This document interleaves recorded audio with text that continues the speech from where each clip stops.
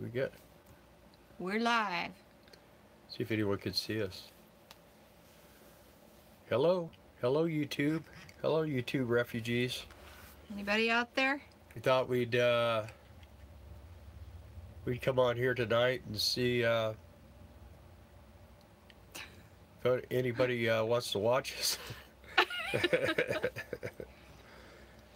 Is there no one? Anybody? Yeah. Anybody? Nobody. Any comments? How do I find this? I don't remember how I found this part. Let's see. Nobody yet, huh? Nobody Oh, looks yet. like there's one. It's you.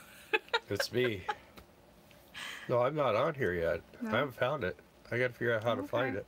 Hi, one lonely person. Two. Two lonely two people. Two likes. Yay. 3. 2 likes. They're flooding in. They're just flooding in. Flooding in. Hey, guys. I'm trying to find on my computer so we can see the live feed. The live feed. It should be able to. Let's see. Wait a minute here. Hi, I just got the message you're on. Hey, Trey. How are you? Yeah, we just went on just now. So let's see here. It's not on here. This is crazy. I hate this one. I can't view it. Okay. Do that. I've done it before. Hey, Speedy 1995. How's everybody doing tonight? So we had a big day today.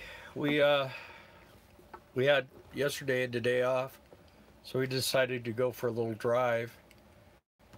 And we went over to Superior Lake. We went over to how'd you find it? Oh, because I got notified. You like did? everybody else. Well, how come I didn't get notified? Because you don't subscribe to us. Lake Superior. I think it's going to come out west anytime soon. So, like west where? Hey, hi from Missouri. West where, Trey? Hey, Scott. I gotta find the live feed here. Oh wait, I'm on subscription. It won't show there. Yeah, so we went up there and it was freezing cold and windy. Oh, there we are. Okay, I found us. Oh, I accidentally did that. Did what? Freezing cold and windy, and it actually looked, the ocean looked red. It was crazy. Freezing cold and windy. They can hear this too.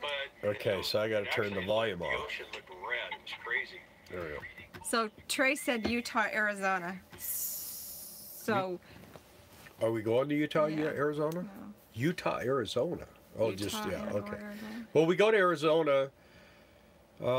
We go to the Quartzite rally every year. And I don't know, we're going to do that again. We always do that. But I'm not sure, we did baseball this last year. I'm not so sure we're going to be doing that again. I'm kind of up in the air. Darla's like, no. I'm done. But you never know. She might change her mind. The work camping job here is... What? You want to tell? They're asking how the work camping job is. Well, we got here early, and we've been on picking up pine cones and getting rid of needles, pine needles. It's been pretty physical, but I think we're pretty much, the campground is ready to roll now. They're just getting like the water slide set up, and we're going to be working on probably on the restaurant this week. And now we've done some stuff to it, and I think that's we go back to work tomorrow, so I think that's kind of slowing down. The owner took everybody out for like super expensive dinner last night, and they're just really awesome people. It's just really hard to beat better people to work for than the people nice. that we. I love it here. I love them. Yeah, and they're just really. I mean, they just really go above and beyond, and even though we're working, it's kind of like vacation time. yeah, it's.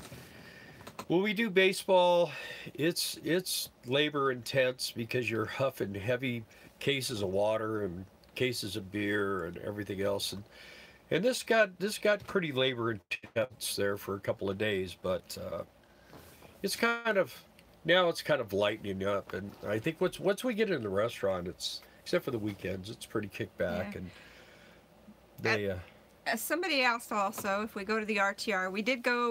We went and stopped there a couple of times while we were in Quartzsite last year, looking up friends and stuff. They don't have full stayed hookups at RTR. Yeah, So and it's if we you've stay been there, at a you know campground. that it's down disastrous dirt roads that are washboard and potted, and for us to take that Class A down there would be suicide. So Well, we could do it, but yeah, but you know and what? it's black. Yeah, the thing about it is that we're really close to there. We'll be going over there and spending some time. We've kind of tried to meet a few. Of course, we've talked to Eric a couple of times and Brian, and I've known Jamie for a little while and some other people.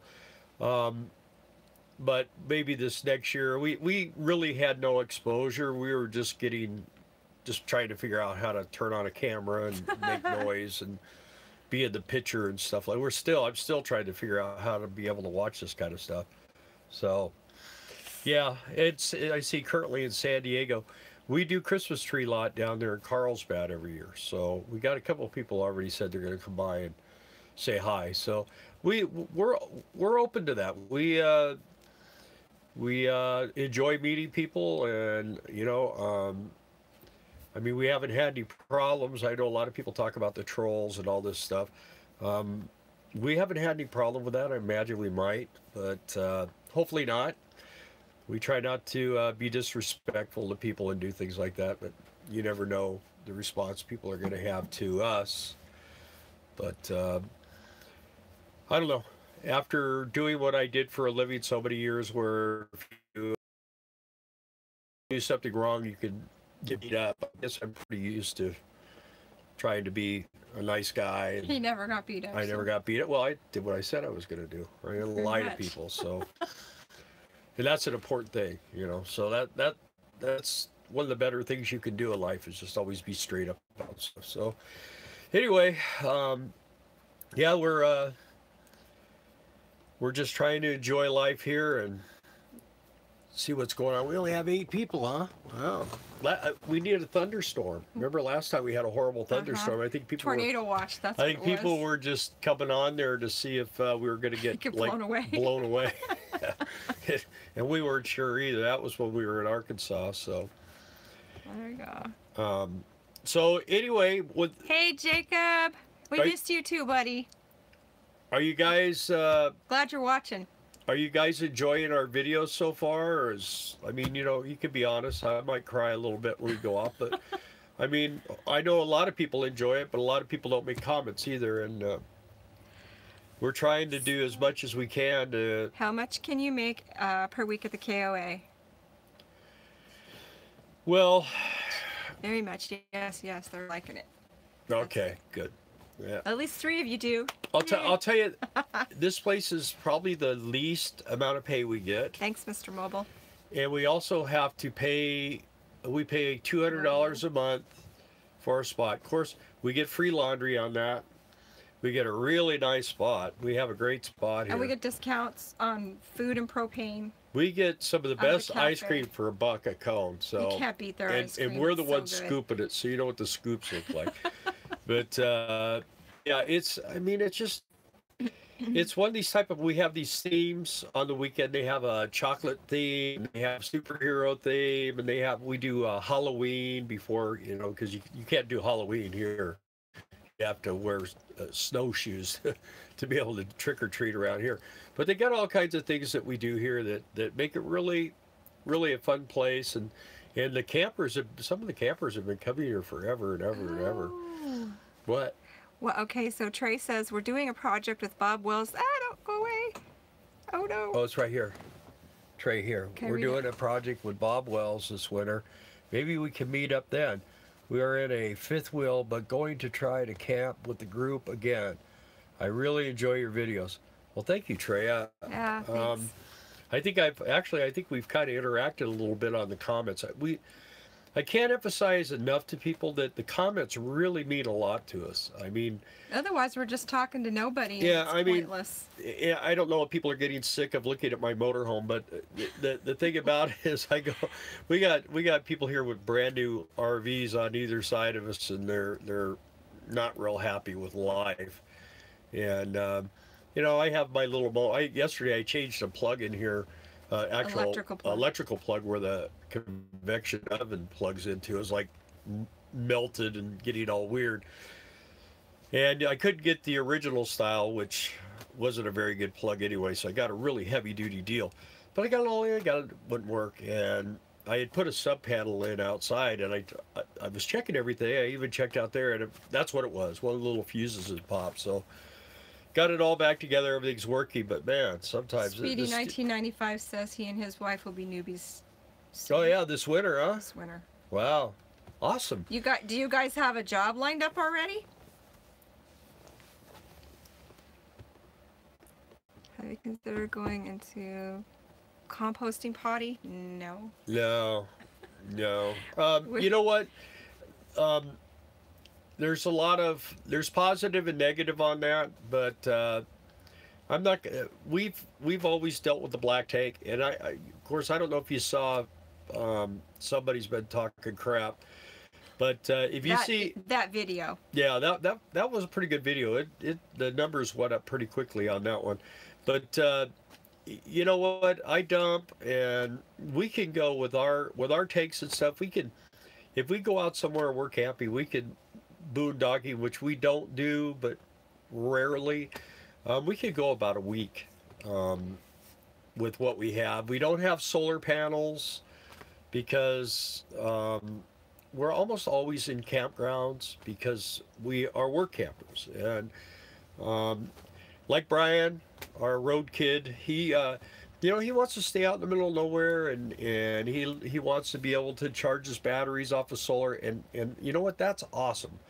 I would have a real hard time at night because Darla wouldn't let me in if we were doing something like that. She likes having her internet and thanks, Jeanette, and having all kinds of comforts. And we're definitely comfortable. This place is, we're in a house. And in fact, what did the lady next door say when she... Oh, this couple next door to us, God bless them. And they're really nice. They are really nice. Really nice people. This is their first work camping job, and I guess they just recently hit the road. But they're in a probably about a 22-foot travel trailer. It's tiny. It's so tiny. And she looked at our motorhome, and she's like, we want to upgrade. They do have a slide out though. I mean, but it's tiny. It's just tiny. All they have is a. That's what I tell people. You know. I don't know what it is. I forget. I mean, if you're building your own van, you can make it so you can be comfortable. You know, but if you buy a small travel trailer or something, you're kind of restricted to what you got unless you want to rip everything out. As far as I was going to say, as far as the composting toilets, eventually you do have to service those things, and I'm just not sure I want to do that. I like just pulling a lever and dumping a bucket of water and closing a lever, and I'm done. So, and like I say, when you're spending 99% of your time in campgrounds, to me it's not a big deal. Once a week I service the tanks. What's that? Oh. Let's see, Trey. RV How's it working with not chemicals?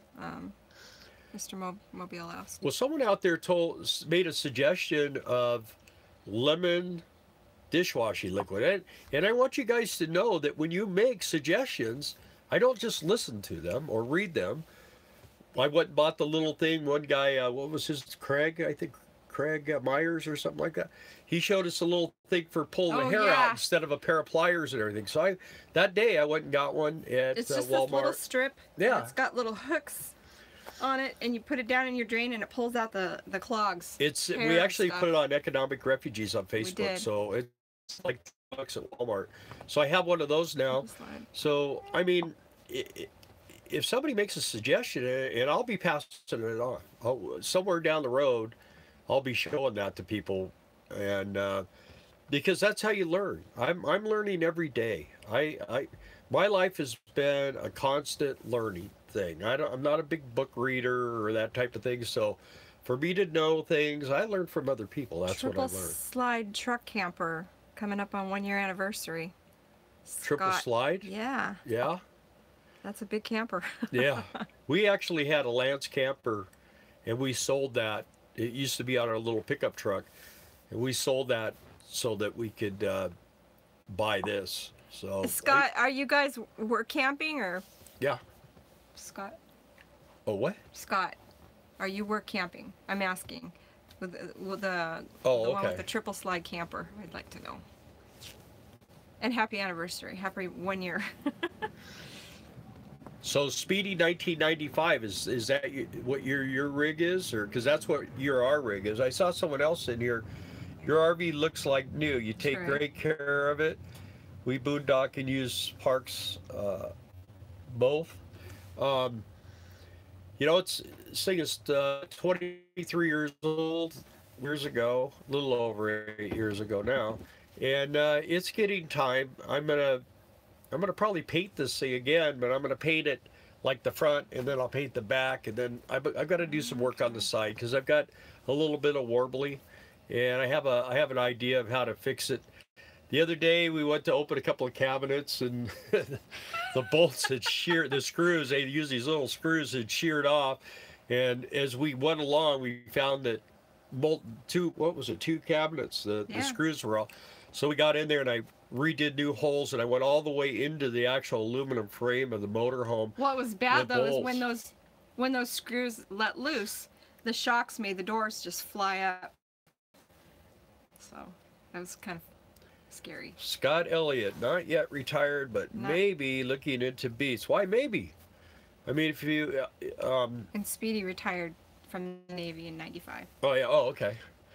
I had an Uncle 95. Speedy, so anyway, Marks would stay. Sugar beets. The problem is for this year is you're going to try to get on my shift. There's a waiting list. Lynn's on here. Well, hi, Lynn. Hey, Lynn. How you doing? I hate to say this because it sounds like I'm kind of a dork, but there's 4 foremans. Art is the head foreman, and then his brother does he's the foreman over the loaders and the skidsters, and then there's Dave. And Dave and I kind of work together. Dave is like the machine guy. If the machine breaks down and I run over there and I throw some switches or something, and he knows the machines. He's been there for like 18 years. I deal with the personnel, but the people really love our guys. I mean, we take care of our employees. I've always found, because we've had 7 companies since we've been married. And whenever we've had employees, and we've had a lot of employees over the years, I've always found that if you treat your employees really, really good, you don't have to worry about how your customers are being treated. If you treat your customer or your employees terrible, that's gonna go right to the customer. I mean, you only have to say something negative. What? Can you catch up with the comments? Well, where are we at? You're cutting me off right in the middle of my story. People are asking questions. Anyway, so. At Sugar Beets, I try to make sure that all the employees are taken care of. So you could try to get on there, you have to call Express Employment, ask for Al Sorensen, it's in South Dakota, east or Grand Forks, South Dakota. North Dakota, sorry. Grand Forks, North Dakota, Express Employment, ask for Al Sorensen, and tell them you want to be on bill shift and get on the waiting list. And beautiful campground, awesome, beautiful. Yeah, it is the prettiest it's one. It's actually prettier than where we are right here, and this is pretty tough to beat. Well, of course, today though we saw a lot of deer. The deer around here are weird. They got these big like feather dusters for tails, and they're white, man. We almost hit one. Let's see. Okay, let me catch up here. So. We have a 2008 Silverado 1500 4x4, and we are buying a 10 to 12 foot off RD trailer. Off-road trailer. Oh, okay. You're probably building. You get one of those high lift ones. Yeah, those. Are you buying a brand new one? You buying a brand new trailer or a used one? We're in North Dakota for Well, we're there about 5 or 6 weeks. So let's see. Here's 4 to 6 weeks in that neighborhood. Dreaming of RVing. Yeah, we were dreaming of RVing too. I've been waiting in a waiting pattern due to family responsibilities. Now I'm starting to transition. So the way it worked for us is we decided we're going to do this. So we started looking for a motorhome. After searching for months, we found this one. We bought it. And then what was it? 3 months we had to sell all our stuff, get ready because Amazon hired us. So it was yeah, somebody else did ask to do we work Amazon? We worked Amazon for 4 years. Searching for a small Class A. Tough. Well, unless you get a gasser. If you get a diesel, I think they have 32-foot diesels, and they're awesome. Yeah, do you guys work at Amazon? We have. Our last experience was a bad one. They were closing Fernley, Nevada.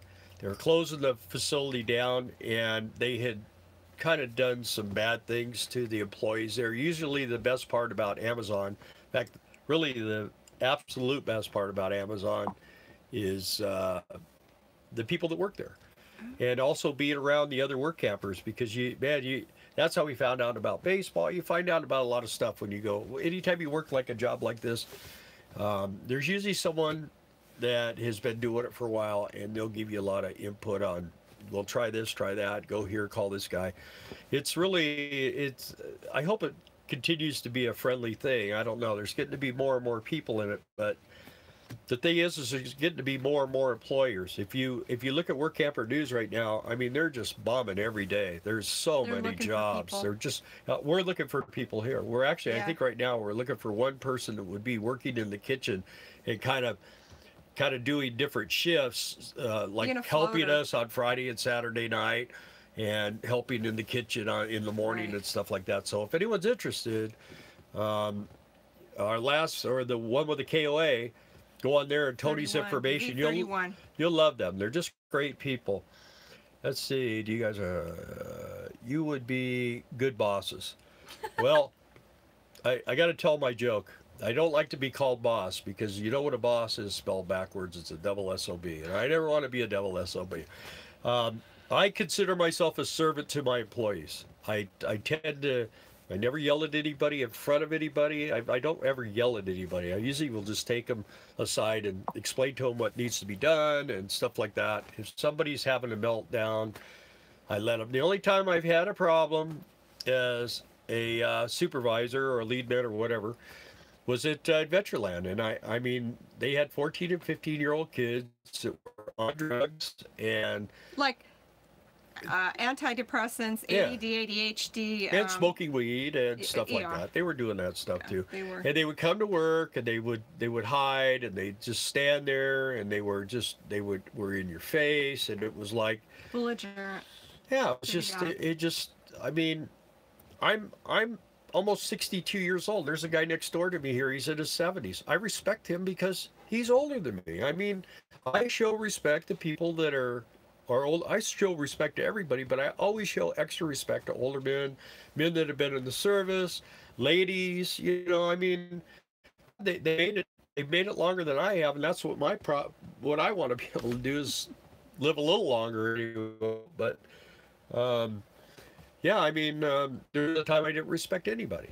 I mean, that was part of the lifestyle that I led, and I made a 180-degree change in my life. And believe me, there's been a lot of things, and someday I'll talk about it. But I've turned my life around as far as people, the way I treat people. This one's frozen. The brand new ones have problems too. We had to replace a 2009 fifth wheel because our poor quality. Now in a newer fifth wheel, still not the best.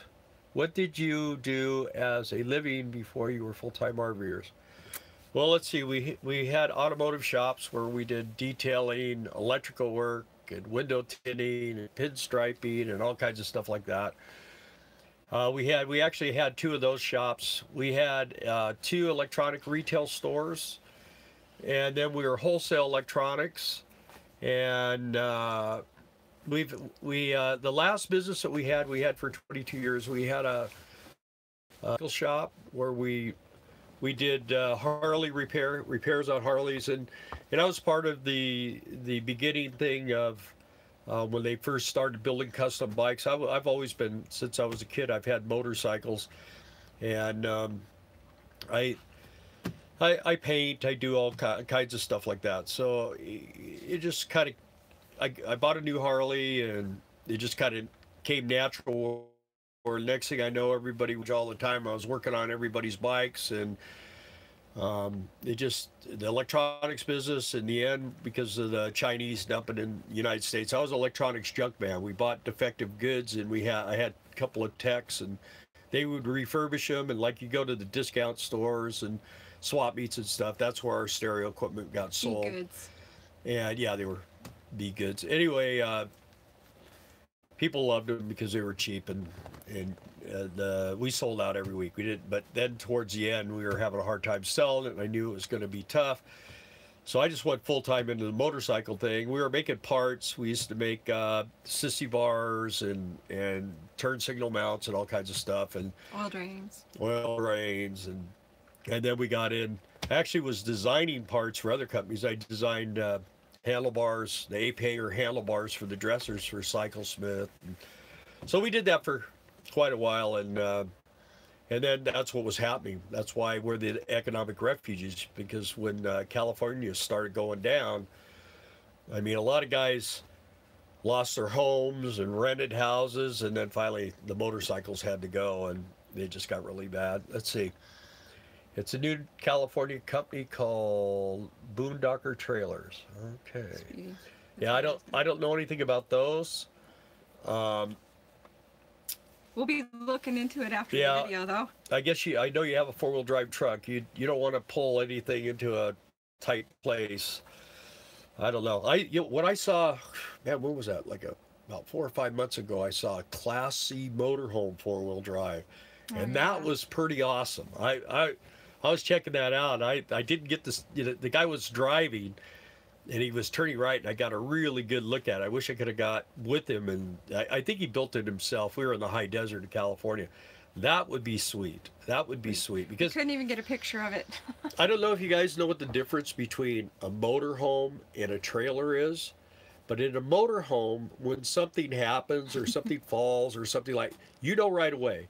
In a trailer, it's always a surprise when you open the door. You never know what you're going to get. You can find all your food is all over the floor. It's all coming out of the cabinets or your dishes.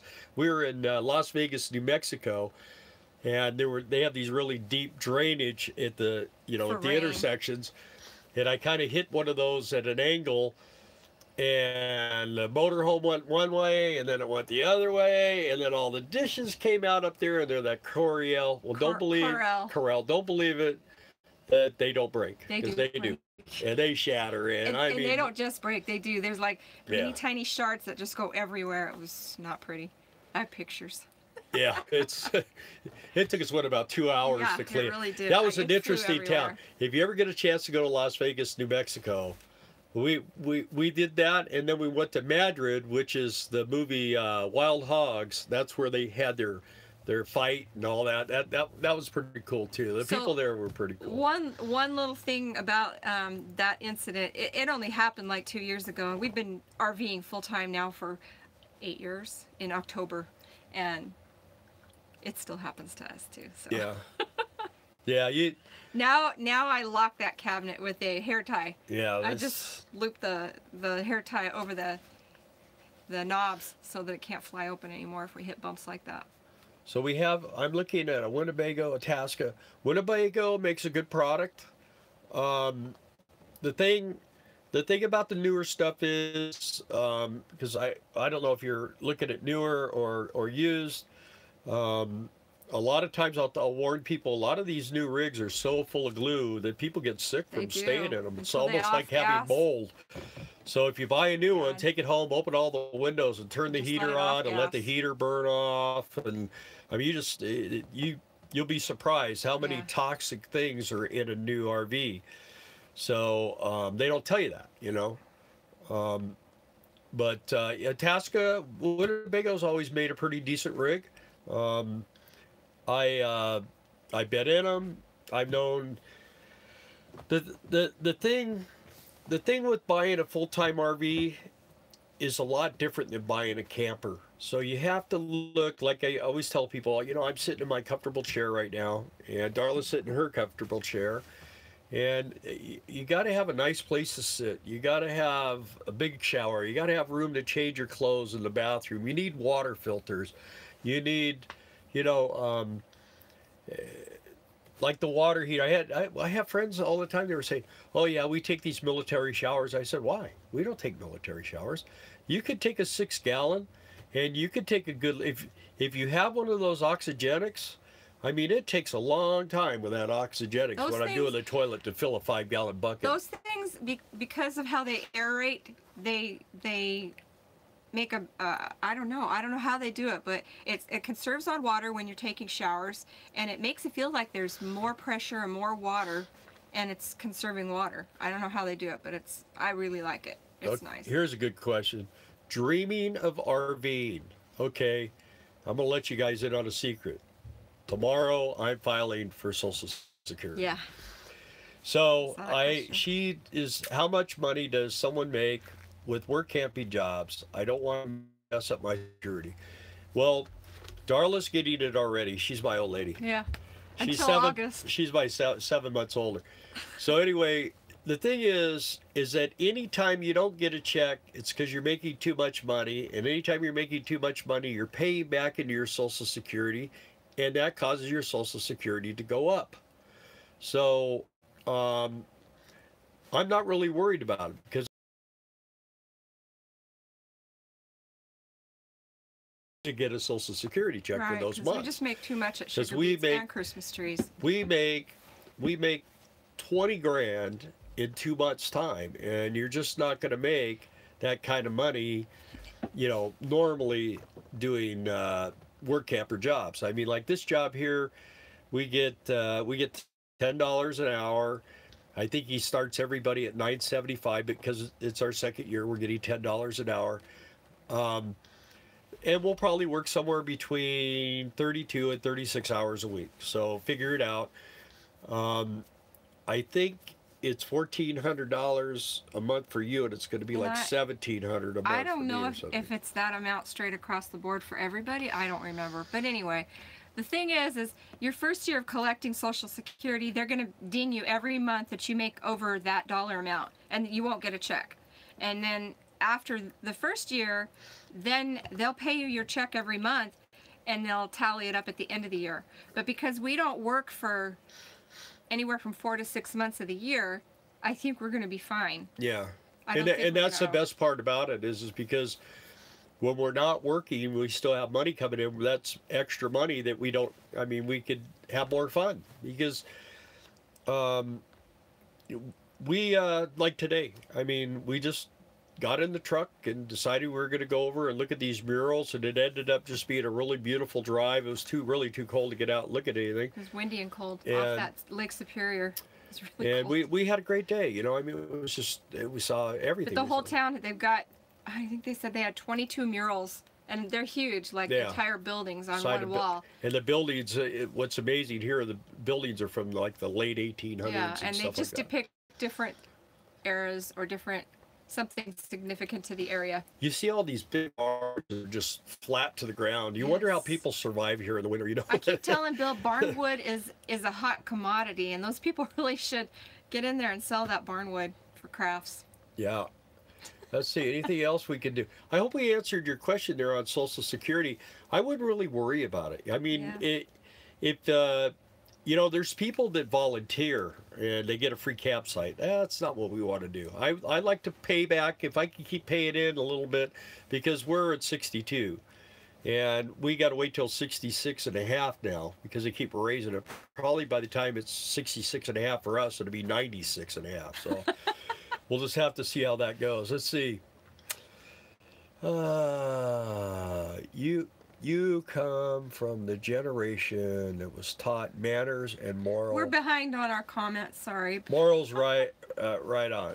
You're talking about respecting. Yeah, well, elders. Also, like I say, I grew up on motorcycles. I grew around guys that, you know, you don't pick a fight with them, because if you pick a fight with them, you get punched in the face. So, you kind of either respect people or, you know, and I was not that tough a guy, so I was always the funny guy, and you know it's bad luck to beat up a clown. So I knew all the tough guys. I hung out with all the tough guys. I made them laugh, and then I had a great time riding motorcycles. And it's a good possibility someday I might. I'm looking for an old hardtail like a 1950s to maybe take early swing RV up to like 69. I want a real Harley. I don't want the new Porsche motor and stuff. I want the old Harley Davidson. I've had a couple of those. So. Trey says he had a fat boy before he had a stroke in '08. Yeah. Can't ride anymore. Yeah. Well, and see, you know, I've had a lot of older customers. We've lost. Well, now we've lost more. 28 that I know of customers. We lost 26 customers during the 22 years that we had our shop. And I told a lot of the older guys, I say, don't ride one day longer than you should. And the trikes, I built a couple of trikes. Well, I built that one. I've worked on a bunch of them. I don't like trikes. I think they're unsafe. I don't like the way they handle. I think you could maneuver a lot better with two wheels. If you're ready to get a trike, go get a Corvette or something really cool like that, you know. And then you got windows and a roof, and it just, to me, I just don't feel safe in a trike. And you get riding with guys that are on two wheels, you get burnt out real quick going through twisties and stuff like that. So, let's see here. Let's see, Jeanette Rice. Do you do boondocking? Well, what we consider boondocking for us most of the time, we've actually boondocked near Lake Havasu. Mm-hmm. We've done boondocking. For the most part, boondocking for us is going to be like when we were coming here. When we got to my daughter's in Little Rock, we stayed in that campground. You probably saw that video. That was a nice place. That was pretty cool. They got like a submarine and stuff. I wanted to go on the submarine, but it was closed. But that's a place where we're going to go back. We'll probably go back and see our daughter again. I don't know. I guess maybe. And our grandson. Anyway, other than that, we stayed at truck stops and Walmarts, and we used to have a route that we took, and we knew these abandoned places, these old restaurants and stuff, and we just pull in there and coil up and be all by ourselves. I always like to be able to look out the window and see the truck, so I kind of coil up a little bit so that it's sitting out to the side, so I can just look out the window and see if someone's out there. But we haven't had anyone mess with our stuff, so yeah, when we're traveling, that's what we do. Flying J's. I always talk about Flying J's. The Walmarts are getting tougher. Coming here, we found that there were a lot of Walmarts said, no, we're not allowing overnight camping anymore. I was talking about RV Parky, one of the apps that we use all the time.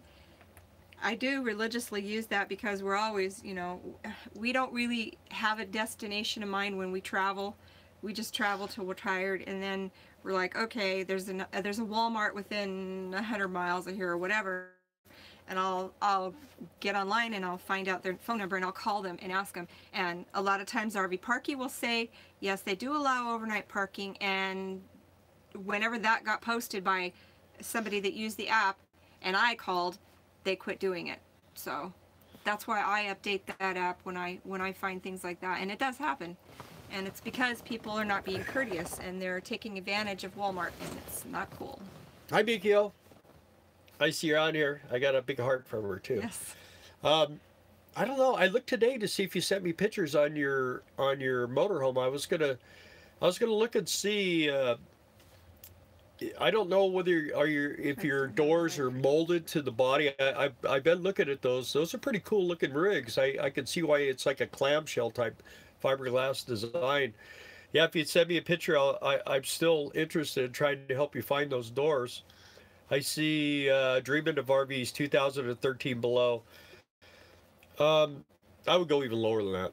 Be honest with you, in 2007 and 2008, that's when things started really going south, and Winnebago didn't go out, but they were just they were mass producing stuff, and there was a lot of leftover stuff. I mean, you just have to. I would if I was going to buy a like a Class A gas powered. I would probably want the Ford V10. I'm not. I've had some 454 Chevrolets in my life. I didn't find them to be as reliable as I had hoped. And it's always the top end, the valve train, that seems to be the problem. They got the scattered valve situation. And I mean, they run good. There's no doubt about a 454 in those big blocks. In fact, a lot of the bounders and stuff, I think they put 502s in those. They run pretty strong. But I have a friend who's got a bounder with a 502, and he already had to have the top wall. Yeah. He broke down trying to get to a quartzite a couple of years ago, and again, maintenance plays a big factor in that stuff too. And you know what? I'm kind of a dummy, but I like using that Rotella T6, which is a full synthetic diesel oil. I use that in my V6 gasoline-powered motor. It keeps that oil just looking really, really clean, and gets rid of all the nasty yuck in there, and it runs good. I get great gas mileage with it and everything. So Rotella T6, and it's cheap at Walmart. Trikes don't ride at all like a bike, and I tried like you, not for me. Okay, so dreaming of RVing. I think $2,000 a month should work for me. Don't you think? You know, the worst thing about us is we like to eat. We like to eat out. So we like to eat out. And we like to eat. I mean, we did a couple of flat iron steaks tonight and stuff like that. So that's where you spend your most money, is going out to eat, I would think. And when you're physically traveling, if you're traveling, that's why you see like Eric and these guys traveling 30 and 40 miles a day. They want to tell you that you don't want to miss any of the sights. It gets expensive. Yeah. I mean, when we do 400 miles in this motorhome in a day, it's like $200. Channel, that's what he does. That's his theme on his channel. And trust me, he's making a lot more money than us, because we're making nothing. So maybe someday we'll get to that point, but at this point we just kind of, I don't know. I'm the type of person that if I find something that's, that I like 8 o'clock decaf coffee or 8 o'clock coffee, I try to share that with people. And we love this lifestyle. The scary part is that, when we started, we were 54, right? Yeah, we're 54 years old. And I don't know, if we didn't have kids, and I would have loved to have started when we were 25, when we met. I mean, and a lot of people are doing that now. Yeah, our daughters actually did it, and they were married our oldest daughter was married when she did it, but they're becoming unmarried. And my youngest daughter became unmarried and bought a motor home, and she still has hers. Actually, my other daughter does too. And she would love to get back on. If you guys want to buy a fifth wheel Montana, or a Lance camper, and a dually. Yeah, the fifth wheel, my daughter's kind of like minimalist. Let's just say she chopped it. She turned it from a dresser into a bobber. So they painted it and put curtains, and they took the TV stuff out and put it in an office and stuff. So you'd have to be into that trailer. The trailer itself is a pretty good trailer, and it just doesn't. You're gonna walk in and it wouldn't look like a Montana. And that's, to me, I suggested for her to get a Montana. A lot of people who are full-timers, if you talk to them, the best bang for the buck is the Montana. They are a quality rig. Yeah, they're made by Keystone. Keystone makes a really good product. Yeah. We didn't sell them at Brett's RV, but we bought a lot of used ones, and they brought them in there and sold them because they're very popular, especially amongst the full-timers. Yes. So I actually shared big skies are good. I mean, there's a lot of good stuff. I don't like to say too much bad, but you got to be careful when you're buying the Forest River. If you're going to buy Forest River, you got to spend a lot of money. You got to buy what? Or Thor. Yeah. Thors are awful. I'll say it. Well, the problem with Thor is they don't stand behind their warranty. Yes. And they just bought Integra and Jayco. So don't buy new. I like Jaycos. I think they're great. The Integra motorhome is a decent motorhome. They got the good stuff. They got the good chassis, motor, transmission. They got all that stuff. They look like a hotel ballroom, You know, I mean, the inside. I'm not really into the marble floors and the glass ceilings and all He that says stuff. it looks like a hotel lobby. I always tell you guys, I'm a 70s, 80s type guy, and I mean, I like carpeting. You know, I like carpeting. I like a little wood floors, nice. I like tile in the bathroom. I like leather chairs. I mean, this. I'm not into the real simulated wood and the real simulated leather and all that stuff. I like when I sit in a chair. This is a leather chair. I had it reupholstered. It's leather. I like leather. I don't like it first thing in the morning, but after about 30 seconds, I'm pretty good. It's cold. Let's see. We got some other ones here. Trikes don't have the bike feel. You got it. That's what I said. I'd rather. I mean, I had a Corvette. You know, when I wanted to get wind in my hair and I didn't feel like riding the bike, I took the T-tops off and I went out and did donuts and went crazy and had a ball. That's what that car was for. And then when actually Darla and I, our last ride, we went down to Santa Monica Beach or actually Malibu. We went south and we rode all the way, I think, a little south of Santa Monica. We were with some other friends.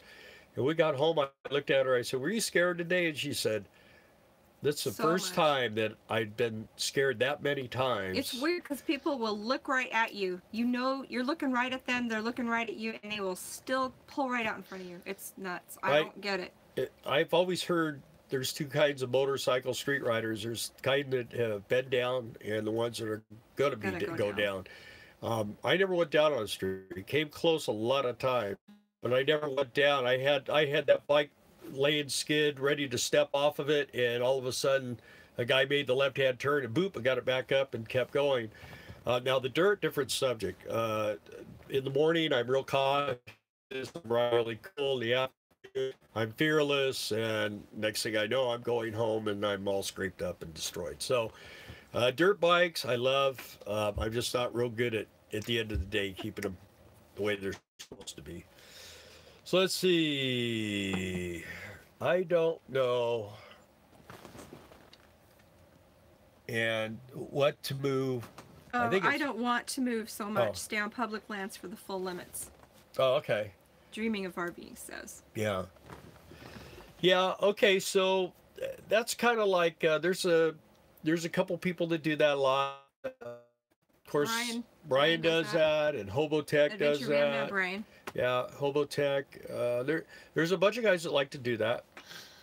And, you know, the thing is if you're by yourself and you got a 50-gallon water tank, you can stay for 14 days.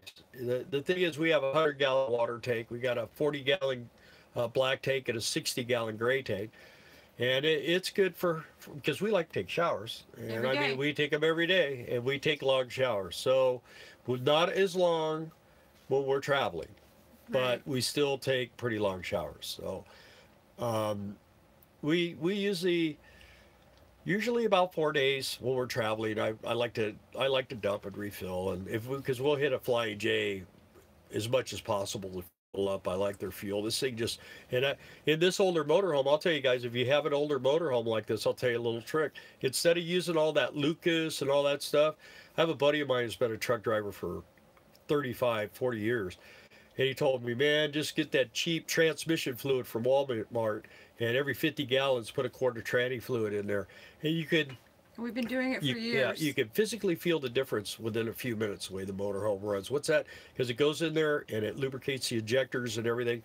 And man, it's like a tune-up, man. Because the diesel fuel is so dry anymore.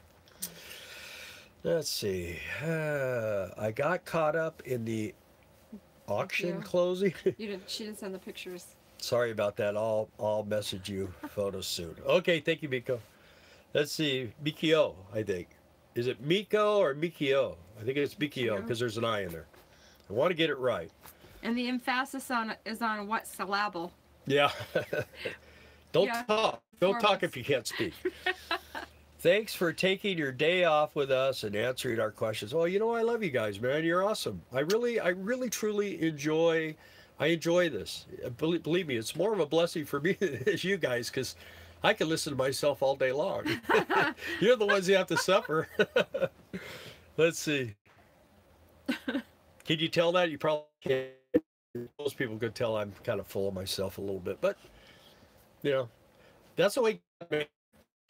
And I've always been a talker, and I know when to shut up though. Let's see here. By the way, if anyone knows a good deal on, we're still looking for a Boston Terrier. That was, Yeah. man, that was horrible. We went to the Humane Society here the other day. We missed one by about a week, but we want to get a baby, something close to a baby. But man, but Mikio. oh, Makia, okay, okay, we got you. That's what I thought. I thought that's what I was saying too. You were at first. Yeah. Yeah. So let's see. Oh, it says Mia Kiolo. What's that mean? Mikio. Oh, that's laugh out loud. I'm not that stupid. Yeah. Anyway, okay, let's see what we got here. Good afternoon. What kind of jobs could someone work for part-time and short time and keep returning back to the same job? Thanks. Well, we've been doing sugar beets 8 years. And the reason is well, for me, it's usually about 3 to 4 weeks because I get there early, I set all the machines, I test all the machines, and if you go in there, I always suggest for anybody that's going to try to get a job at Sugar Beets, ask for an operator job or a skidster job, because what that's going to do, if you're in a skidster, you're going to have a stereo, you're going to have air conditioning, you're going to have heating, you're going to work your tail feathers off, but it's fun because you're operating a machine. If you know how to operate a skidster or a tractor or something like that, it's your job. You'll have a blast doing that. You're underneath the machines and you're around the trucks, and it's really cool. When I went in there, the biggest piece of equipment I ever operated was a lawnmower. And next thing I know, I'm operating a $2.5 million, 60-foot long, 30-foot tall machine. And I just kind of took to it. And I got to the point where, I had noticed that my machine was like the first one out the back. And that's kind of the thing. I was walking away from the bigger machines, and they couldn't understand how I was doing it. They were all watching, and they were checking the way my pile was piled and everything else. And finally, the one head guy came over and he says, who's operating the boom on this machine? I said, well, I'm doing that up here. And how you getting it so tight and getting it all flat? And I said, I don't know. You guys showed me the video.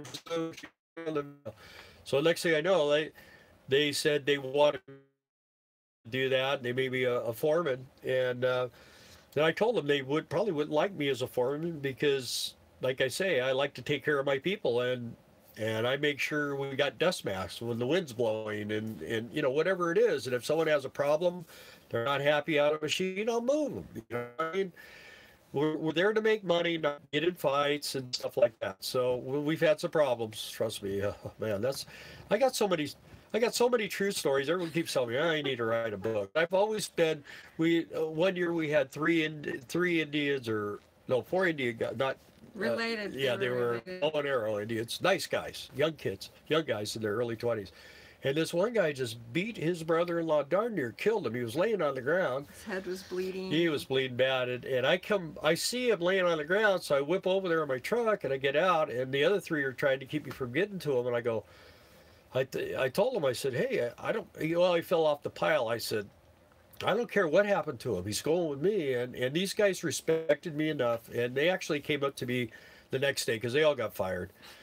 And this kid was beat up pretty bad. I'm surprised he could have died if he got the medical attention right away. And anyway, they came up and told me that, they appreciated the way I handled it because he didn't go to jail. We didn't have him go to jail or anything. We kind of, the one guy didn't want to press charges. I said, hey, doesn't want to press charges? You got to let him go. So the cops did. Anyway, that's kind of how I look at things. I'm the type of guy, I don't like to bug people, and I don't like to be bugged too much. I don't have a problem if somebody knows us from this channel, knocks on the door and says, hey, if I don't want to be bothered, I won't answer. We have a doorbell too, so that's the worst thing. This came with a doorbell. Tell them that. Yeah, ding dong, ding dong. So hi to Alexia and hi to Steve McLean. Hey, Stevie's there? Yeah. That's my son. Hi, Stevie. We love you. We love you. He should be doing this. We've been trying. He knows. I've been trying to talk him into doing this lifestyle for like. Follow his mom and dad. Yeah. All over the country. Then we'd have grandchildren all the time. Yeah. We could put them to work. They could be picking up the pine cones. Okay. Yeah, the gas prices. So, wait, I missed this one. You are much better with 2004 through 2007 motorhomes with a Cummins engine. Newer are only problems. Yeah, I would. Well, I would say 2006, 2007 is okay. 2007 is when they started switching some stuff around, but anything back of that. And the thing, this is one of the things I want to talk about. I'm still doing a lot of research because I want to give people the best input I can on this diesel motorhome thing. The thing is there's basically like 3 motors that there's 4. There's Mercedes-Benz, which is very rare. That's usually like in a tour or something like that. Then there's the Series 60, which is going to be in the big country coaches, or Prevost has them and stuff like that. Newell has them. Some of the older country coaches have the older 2-stroke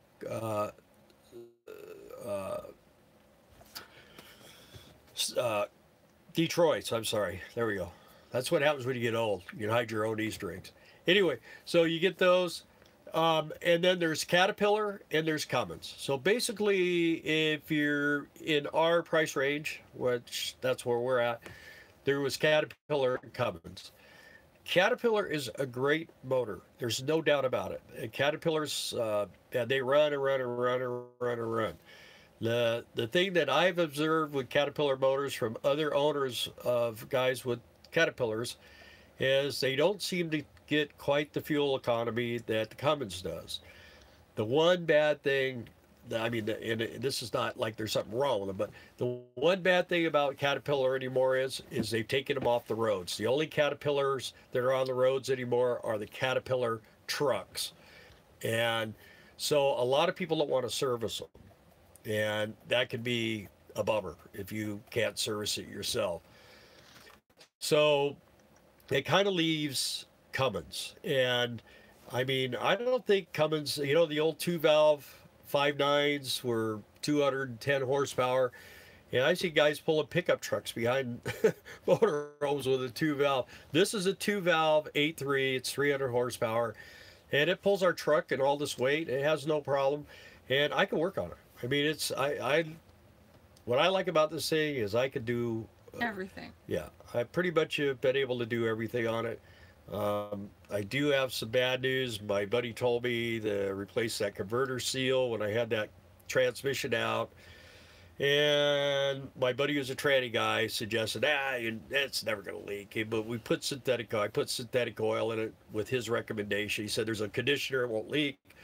Well, it's starting to leak. So, but on the plus side, we'll videotape when he does it. Yeah, because I'm probably going to do it here. I'm going to get a piece of plywood and order another one of the little tranny jacks. When I'll he just took pull the seal out and replace that. It'll be half the job it was before for 2 reasons. One, it's not oily under there anymore. It's just a little drop when we stop, but I don't like the leaks. And I could build a Harley that didn't leak. And then it just, I only have to pull the transmission and pull the torque converter out and bada bing back in, and away we go. Okay. Hi again, Steve. You're still out there. And Gideon. Gideon and Kayla. Is Kayla there? No, just Steve and Gideon. Okay. Hey, guys, what happened to the gas prices? I think we got spoiled the last 5 years. Absolutely. Well, the thing is, I heard today that the per barrel went up to $80 a barrel. I don't know. I think if we can resolve some of the problems in this country, I'll pay a little higher gas fuel prices for a while. When we decided to do this, we figured diesel would get up to $5 a gallon because when we took off, it was expensive. And so we've been, diesel fuels hasn't been hit as hard. It's like every day today I see it like around $3, $3.17 was the highest I see. So, but gas today we pay $2.99 a gallon. California, it's way higher. Yeah, well, What is the philosophy of the two senators were talking about, you know, how everybody was, you know, taxed to death in their state, and they were just down and out, and all they could afford to eat were beans. And the one senator said to the other one, he said, "Well, what are you guys going to do?" He says, "Well, I think we're going to start taxing the beans." So that, I mean, that's what's going on in California. It's crazy what they're doing. In some other states, I heard some stuff about Illinois. So see, and I said Illinois. He did. He learned. All right, let's see. Yeah, so don't let it get you down, because you know, it is what it is, and you just kind of have to allow for that. You may not be able to drive as much. You know, I mean, you may have to work an extra job a year to pay for your fuel. You never know. That's how it goes. Gideon likes when you make fun of California. He laughs. Yeah. That's our 2-year-old grandson. That's Alexia that works with us? Uh-huh. What is cosplay? Cosplay nerd. Cosplay nerds? Cosplay nerd. Oh, okay. Nerds? What is nerd? Okay. Let's see. Hello there, Steve McLean. Laugh out loud. All right. I miss my son. I miss our son too. Here with Gideon, miss you guys, but luckily with YouTube, I feel like I see you. He's reading the comments, y'all. Often. Yeah. You're on delay. Hey, Trey is back. We had a problem with the 53 Cummins block. Well, yeah, there's. I know that in this era of this Cummins, I mean, especially in the Monacos, I know the Monaco dynasties, they had a lot of problems with these 8.3 Cummins going out. If you were standing here and I pulled the dipstick out on my motorhome with after 3,000 miles on it, you'd be blown away. It's just as green. It's green, not black. And every diesel I've ever been around, and I worked at Oldsmobile back in the diesel days, every time you change oil and you start, you pull the dipstick out, it was black. I mean, solid black. This thing has the tightest top end and rings and everything. I mean, I'm impressed. But I stay on it, and I'll tell you what. Every morning I get up, I go out there with a paper towel and check the oil, make sure the coolant. You know, I mean, this thing has coolant lines going from the back to the front. You don't know, you could spring a leak any time, and that's the worst thing you could do to these Cummins or any diesels is overheat them. So I'm used to keeping an eyeball on the gauge, and the oil pressure in my is great. My temperature stays. You know, you start climbing a hill, you want to grab them lower gears and just kind of let it go on up. And I did something, and I'm going to do a video on this. Exhaust brake, and when you have that exhaust brake, and I leave it on all the time, I never turn it off. When you let off the throttle, let's say you used to try to grab second gear. So if you were doing 60 miles an hour, it would slam in the fourth gear and it would try to grab third. Well, sometimes you're going down a hill and you want to leave it like in fourth or fifth gear. You don't need it to keep slowing down, because then you got to get in the throttle to get it back up to speed. So I pulled the computer control for the Allison out, and I took it over to an Allison dealer, and the guy put it on, and he says, "Well, what do you want?" I said, "Well, I don't want it to downshift. I want to manually be able to do that. So if I go up a hill in fourth gear, I'll leave it in fourth gear to go down the hill." That was really nice. Yeah, and the guy, he goes, "Well, how long have you had the motor?" So he reset all the parameters, so it was like a brand new transmission. He put it in, and it took a little while for everything to reset, but it works great. The guy wouldn't take any money, so I just threw $10, and I said, "I'm buying your lunch at least." So then when my buddy, a friend of mine, he goes, "Well, I want to do that to mine." He came to where we were at, and I took him over there, and I told him where it's at, and showed him. He took his over there. It was in Billings, Montana. And then he gave the guy $10. Yeah, in Billings, Montana. He gave him $10 for lunch, and the guy was happy to get the $10. So let's see here. Obviously, Trey, you must have experience with Cummins, probably more than me. Cats are great too, but getting hard to find mechanics. Yeah, that's exactly the point I was making. And some of them big cats, you know, a lot of those Patriots and stuff, some of them had 455 horsepower Caterpillars, and those guys are barely getting 6 miles to a gallon. And I'll tell you what, the difference between 6 and 10, and I've actually got 12 with this thing, and people don't believe it, but I have. And I think it won't anymore, because we got to get some weight off of this thing, but we're going to do that. I'm on a diet, okay? Yeah. You got to lose about 5,000 pounds now. We pull the last of the 5.9 HO. I will keep my pickup. until I don't tow any longer. What part of California did you live in? Well, we lived in Hesperia, California, Hesperia, Victorville. We lived there 28 years. The same house. The same house. When we moved there, we moved there in what, July? Yes. I thought it was the biggest mistake of my life. I mean, it was just screaming hot. The job situation was ridiculous. And hopefully Steve's not listening, but in order to pay for Steve being born, we had to sell our only car. So that's when we started our worth the trade. Yeah. We got into detailing. There was a wholesaler. We started detailing cars. I started fixing stuff on it for him, and then pretty soon all the car dealers in the area were having us do it. We were doing retail customers, and then I went to work for Barstow. I'm sure everyone's heard of Barstow. That's the joke of the world. Vegas. On the way to Vegas, I was the service manager there for about 4.5, 5 months, because they only have about a 5-month time out there that anyone goes there. So I was there, and in the meantime, we had gotten the electronics company started. So we did that, and once I left, I was ready to quit. When I went there, they said, well, we're probably going to be, I go, what do you mean, you're letting me go? I said, yeah. I said, great. Then you can pay me my check right now. I don't have to come back. So I left, and that was it. And let's see. Gideon likes you.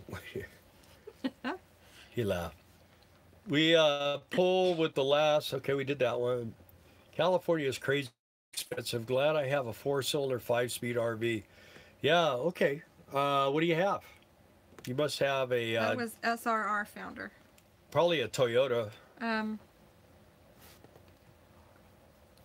Oh, okay, yeah, okay. You have the Datsun. You have the Datsun. You knew who that was. Yeah, I did. It's Mika. Thank you, Speedy. 1995. Yeah, right. Hey, thank you. Yeah, well, we have exceptionally good children, yes, too. We do. The problem is that my daughters couldn't find exceptionally good husbands. But they have really awesome. We have awesome grandchildren, and yeah. So we're happy. We have an awesome daughter-in-law. Yes, we do. She keeps my big mean son in line. That's a good thing. My oil as black as coal since new. Yeah. 53 was a marine block, and heat shock cracked the block. Other than that, they were fine. Okay. He lived in Vegas for 23 years. His uncle's from Hesperia. Who's your uncle, Trey?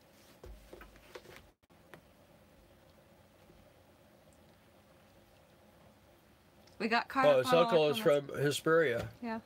Used to fish in the canal. Yeah. Yeah. You know, every time they drain those canals, they find a bunch of cars in there. They do. That's crazy. Stolen cars. That's where they get rid of the guns and. Yep. Yeah, a lot of people drown in them things Ralph too. Yeager. I don't know him. Don't know any Yeagers. Ralph Yeager. Ralph. I don't know any Ralphs either. Nope. Yeah. How many? We're losing. 14 people are here. You guys want us to keep going? Or are you ready for us to let you guys go? Get RV bored yet? Davey. Hi from RV Davey. I know Trey's not getting bored. It's like RV Davey. Hey, RV Davey, how you doing?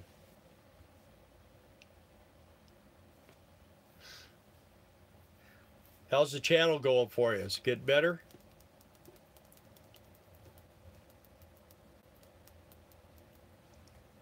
Okay, Makio. She's not bored at all. Okay. I'll tell you what, I'm usually the one who gets bored of listening to me. That's good. I'm glad your channel's going good. RV Davey, he's starting a new channel out there. I know he'd like some people to watch his channel. Yeah, go check out his channel, RV Davey. His childhood home was by the Stater brothers. Well, there's two. There used to be now there's three. There used to there's one. Where's the one now? The one down. Oh, it used to be Alpha Beta. Cardenas. Used to be Alpha Betas. No, that was Vaughn's. There was right there by. No. There was one down there by the Golden Corral or whatever it was. There Vallarta is Vaughn's. Cardenas used to be a Staters too. Was it? Yeah. No. Yes, it was. Really? That must have been back in the 40s. I wasn't alive back then. That's when you were a kid. Yeah. Now there's a bunch of Walmarts. They put a bunch of that place, if you've been there in a while, it's crazy. Ask my son. He's trying to get out of there too. We're trying to. What have I been? Some of your favorite places in the U.S. and why?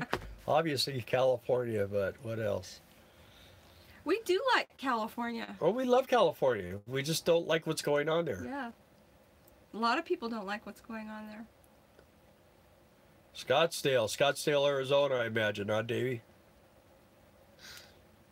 I have a friend of mine who lives there. He's the truck driver I told you about, taught me about the transmission fluid.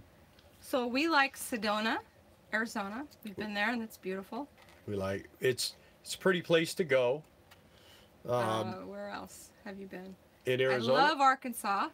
Yeah, Arkansas is great. Oh, okay, Steve's asking what about. Yeah, we love Arkansas. Arkansas. The great thing with Arkansas is we have family there, and you guys that watch our channel regularly, you see our family. They all look like cows, so those are part of the family. And they hide from us. I mean, there's one thing I didn't tell you guys is we were watching the cows for a week. My brother was gone for a week, and we were checking them in the morning because the lightning and thunder that we did that one thing, that one live like this is the last one we did. Tornado watch. And I'm telling you what, it was crazy in this motorhome. Anyway, so he was gone for a week, but we were checking the cows in the morning because I was afraid that they were getting struck by lightning or something. So it's happened. Which happens. And anyway, he said, well, we're coming home tomorrow. Don't bother going and checking them in the morning. When we get there, we'll all go. So we went and started checking. We got to this one property, and there was a cow, and she was down, and her legs were in the barbed wire fence, and her calf was halfway out and had died. She couldn't get the calf out.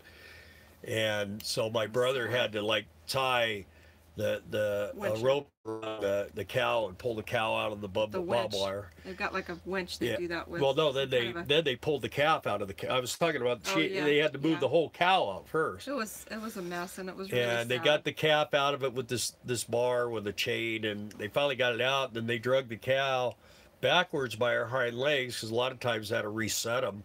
And drug her up onto the grass, and they left her for a while. And they thought she might get up, but she didn't. So they went back and got her and put her in the barn. And about a week and a half later, they had to put her down, send her to cow heaven. But that was the only real bummer there that we had. So anyway, Lynn said that HR in Georgia sold, so we're still looking. Yeah, that was a good deal on that, man. To get a Navigator that clean with that low of miles, really that little panel in the front would have been a piece of cake to fix. Wouldn't have been nothing to that. I had a Corvette. Ask Stevie, my son that's on here. He helped me paint it in the driveway. It looked really good. But that thing, man, that fiberglass, I was always tearing something fiberglass up on that thing. The spoiler was getting tore off all the time. Let's see. I think, Steve, didn't you fix the nose on that thing for me? Didn't you kind of like run it into the back of the garage once? But yeah, that happens. We had fun. We had a lot of fun in that car. Luckily, we're still alive here to talk about it. Gas prices way too high. They are way too high. But like I say, they go up, they go down. You know, you'll be happy when they start going down. No one's ever happy when they go up. You got to make sure these politicians have lots of money. I mean, they got their finger. If they took all the taxes off the price of the gas, I mean, it would be almost free. I mean, the government makes more money off of the fuel than the oil companies do and the gas stations do. I mean, the gas stations make like 10 cents a gallon. Oil companies make like, I don't know, I mean, they got all the investment. And the government just makes a ton of money on everything. I mean, everything, and it's not really so much the money that they're trying to do. They're really trying to regulate this down. You know, one of the reasons why a lot of the brand new motorhomes aren't the quality that they used to be is because they changed the laws. They don't have to be. You know, you tell a company, oh, you know what, you don't have to put a door on it. Well, they won't put a door on it. I mean, that's just how it is. If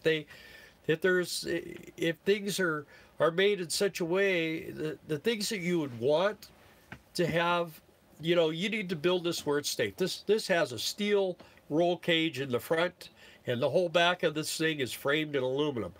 A lot of the Class C's are all wood, you know, but you got the factory cab, but they cut the roof out of that, you know, when they put a Class C. So I mean, any of these RVs, they get in a wreck, I mean, you're going to be in trouble. The big secret is to never, it's like riding a motorcycle. Never take for granted that someone isn't going to make a left in front of you. I mean, we've had people pass us where, I mean, I had to get on the brakes and get over so that they didn't get killed. I mean, I could have been having nightmares of people that got slaughtered because they were halfway down the side of my motorhome when they realized there was a truck coming the other way. Either people can't see that far or they just think their car is too fast. Yeah. So I don't know. You just got to be careful when you drive these. They're heavy. They're like a train. When you step out, you know, everyone says, oh, air brakes. Yeah, but when they're all loaded down, they're full of water and everything else, they're heavy. And the brakes don't seem so super terrific. I mean, they'll stop you. This thing will stop you. It's got anti-lock brakes and everything on it. It will stop you. It's got four-wheel drum. But I go under there a lot. You can have Starlight. I go under there, I adjust and maintain all the brake situation. Everything on this chassis, I lube. And that little part that broke right in front of Colas has Zerk fittings on it. So now I got somewhere else I have to grease. So I didn't even, I never seen that before till it broke. And then now there's little grease fittings. So maybe that's why it broke. Yeah.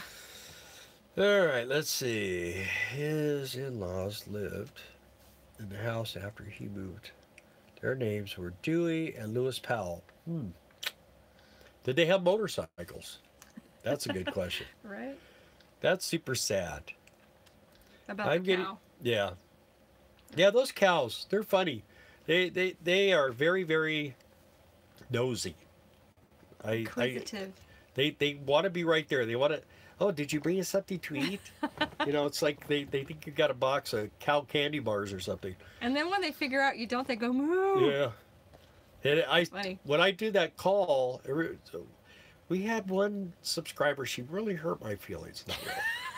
But she told me, she goes, I can tell you're a city slicker. Well, but my voice sounds a lot like my dad's voice did. So when I do that call, they think, uh-oh, he's back. Yeah. Because he's dead now. But boy, they come running, man. They get all excited. They fall down. It's hilarious. My brother's like, it fell down. What are you doing? She got up. Don't worry. Yeah, she's fine. He was a little panicked there for a minute. But, I'm getting ready for a trip to Europe to watch my friend's heavy metal band Exiled.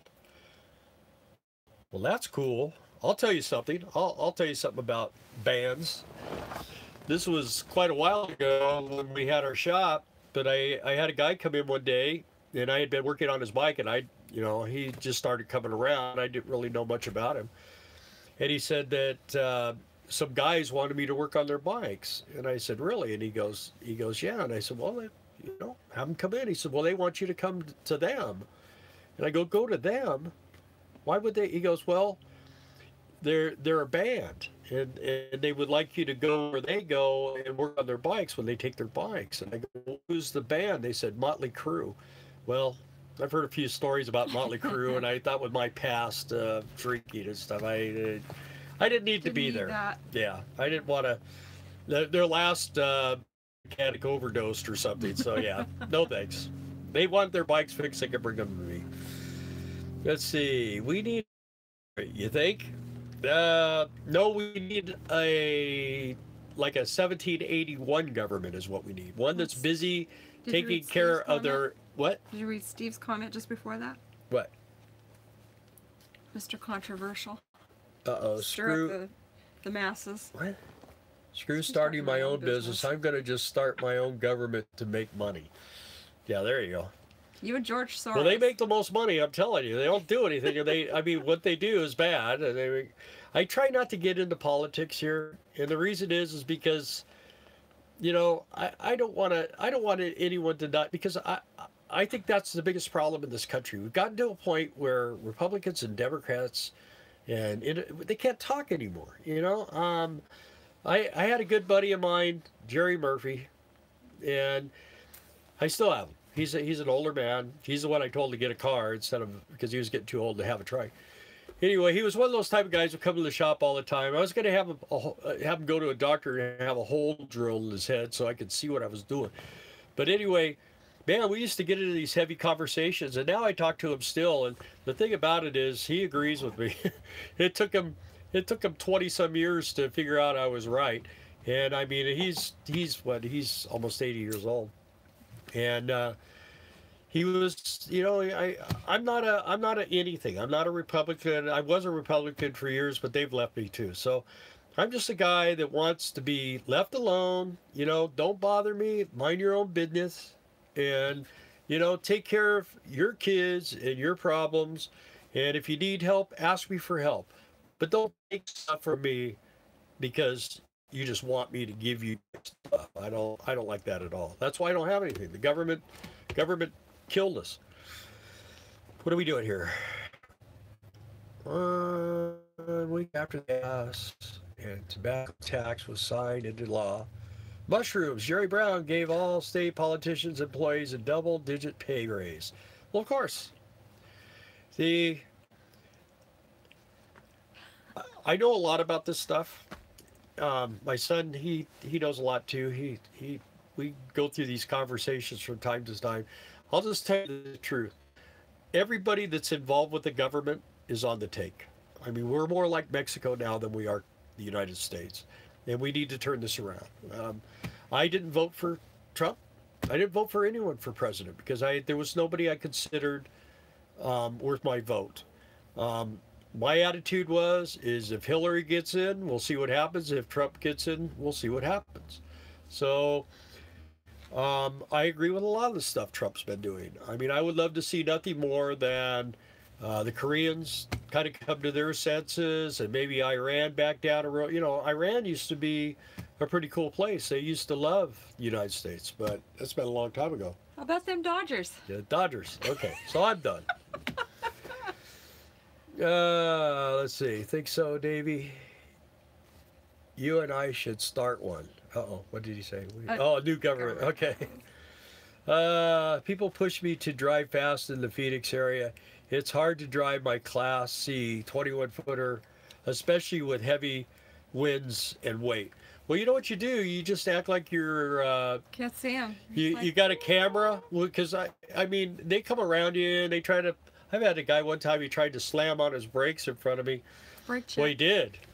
And I just showed my phone, and I acted like I was filming the back of it, and boom, he took off. So I don't want to tell him I had another surprise for him, but that worked good. That was good enough. Yeah, you know, people don't understand these things. They'll stop well. The wind has a big effect. We're saying on driving these big RVs, wind. Number one big problem, wind. Diesel trucks have a problem with it. And you talk to a truck driver, that he'll tell you the same thing. We need all electric trucks. Then we win. I'm neutral myself. Electric cars and trucks. Yeah. I'm not a big fan of electric vehicles. I mean, I like the way they rock and roll. But actually, for the environment, if you actually take everything in account, with the newer vehicles, they're less than one, but the new vehicles are basically 99% clean. They put out about a 1% pollution, and you figure by the time you're dealing with getting rid of electric batteries, and you know, most electric comes from coal and nuclear and natural gas power plants. I mean, there's, you know, people don't want to frack, so that would eliminate natural gas. That's probably one of the cleanest ways and safest ways, but people don't want electricity. I guess until people are sitting in the dark with nothing to eat, they won't understand that, you know, it takes things to run things. You belong to the same political party as I do. I don't know what you call us, but the politicians have left us behind. Way behind. way behind. But I'm telling you, they're crooks. They're crooks. They're the biggest crooks. And it used to didn't be that way, but it's gotten worse and worse. So here you got me talking politics. That's like rule number one. There's 2 rules when you're on YouTube. Lose so many subscribers. Rule number 1 is you never talk politics or religion or that kind of stuff on YouTube. And rule number 2 is if you start to do it, refer to rule number 1. So, yeah. If we lost oh, we got more people. Should we still keep going? Are you guys? I mean, I'm having fun. Oh, man. I have to keep talking, otherwise it's just real quiet. We're at an hour and a half almost. Are we really? Yes. Well, when the camera shuts off, we'll know my battery's dead. This is my phone. Does it look pretty good? Sound pretty good? It looks on here. It looks all... It's frozen. Yeah. Are we frozen? On there we are. On your computer. Well, that's on there. No, they're still responding, so it can't be frozen. And it's on my Yep, phone. keep going. Go. Okay. All right. So, how about musicians? Do we have any musicians out there? Besides Steve, my son? Yeah, Steve says it's not frozen. Looks a little out of focus, but okay. Yeah, well, we do not have the best internet here. I don't know where the tower is. We should put a tower here. Sadie said hi. Hi, Sadie Bugs. Hi, Sadie. It's my granddaughter. Only one. Only granddaughter. So, let's see. I'm retired from the music industry. Okay. Who is? So, Mikio. Mikio? Mikio. So what did you do there? Were you, see, like, were you a musician or? Someone say, it says saying something. That's how I know. Typing. Glad someone's saying something. It's not just me. So. I can burp the theme of Three's Company. There you go. That counts. I think Darla could do that too. But she could do it like where it sounds like 2 burpers. Oh, man. RV Davey, love my solar on my rig. I installed all my system. I'm proud of myself. You should be. That's not easy. Yeah, we don't have solar. Steve says that totally counts. In order to have a solar system on here that would run this thing, you'd have to have 10,000 watts. So we just have a big generator, and we hardly ever run it. I think it had 300 hours when we bought it. We've had this thing 8 years. I don't think it's up to 400 hours yet. Okay, orchestrator, rager in the opera world. Oh, okay, classically trained guitarist and cellist. So see, Steve, there you go. Wow. Our one daughter, she liked playing. She was piano. I got 2 guitar players. I play guitar and bass. And saxophone. Well, not anymore. I used to play saxophone when I was a kid, and then I did a 12-foot dive into a 10-foot pool and busted my front teeth out. So after that, I wasn't able to play sax anymore.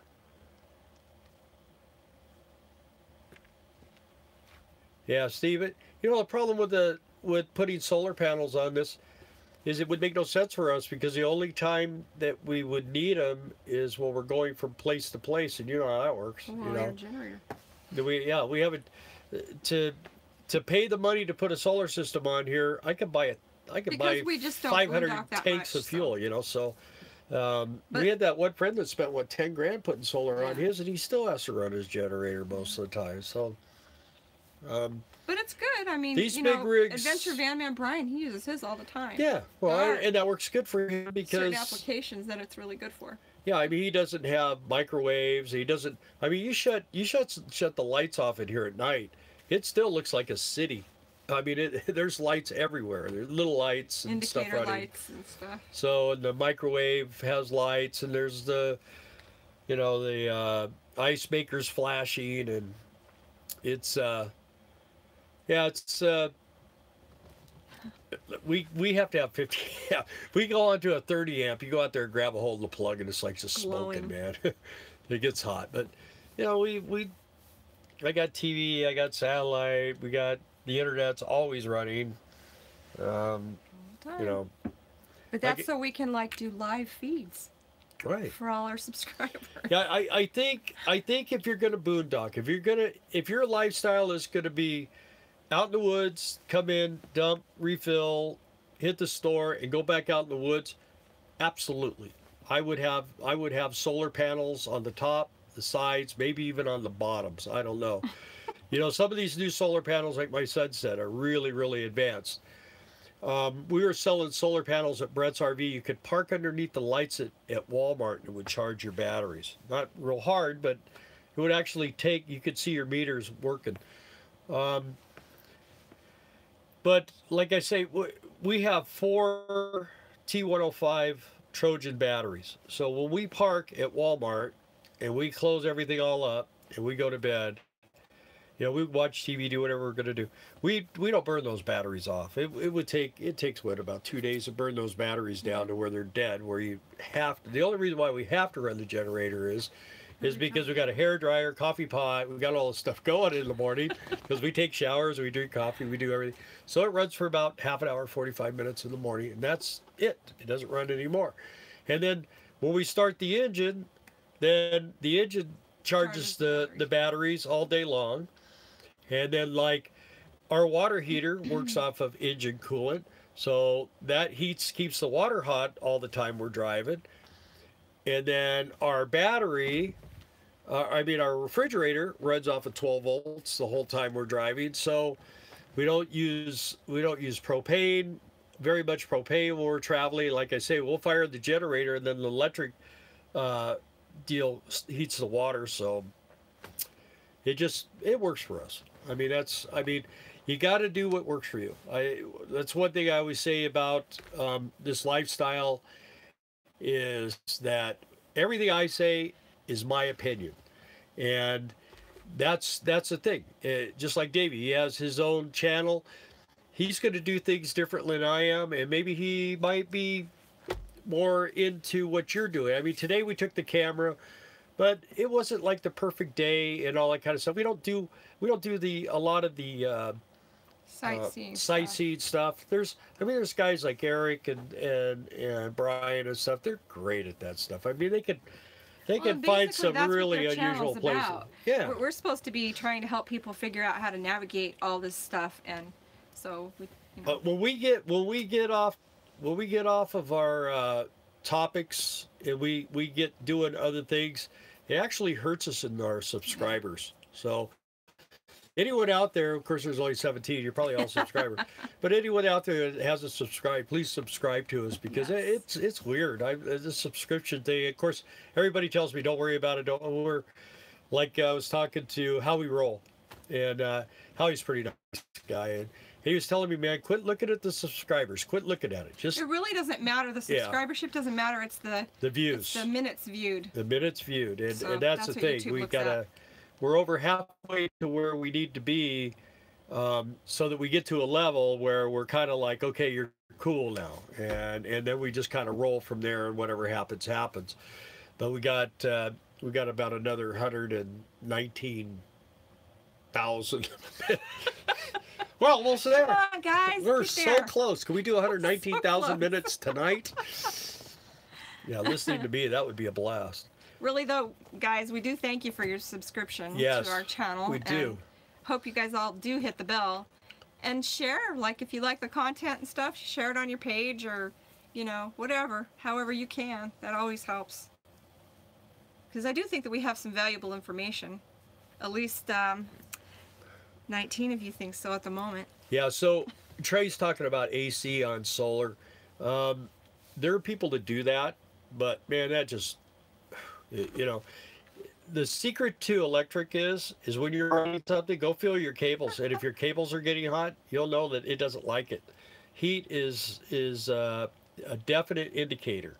And if you're going to run, I have two 15,000 BTU ACs. I had to replace both of these because they were so darn old. Mm-hmm.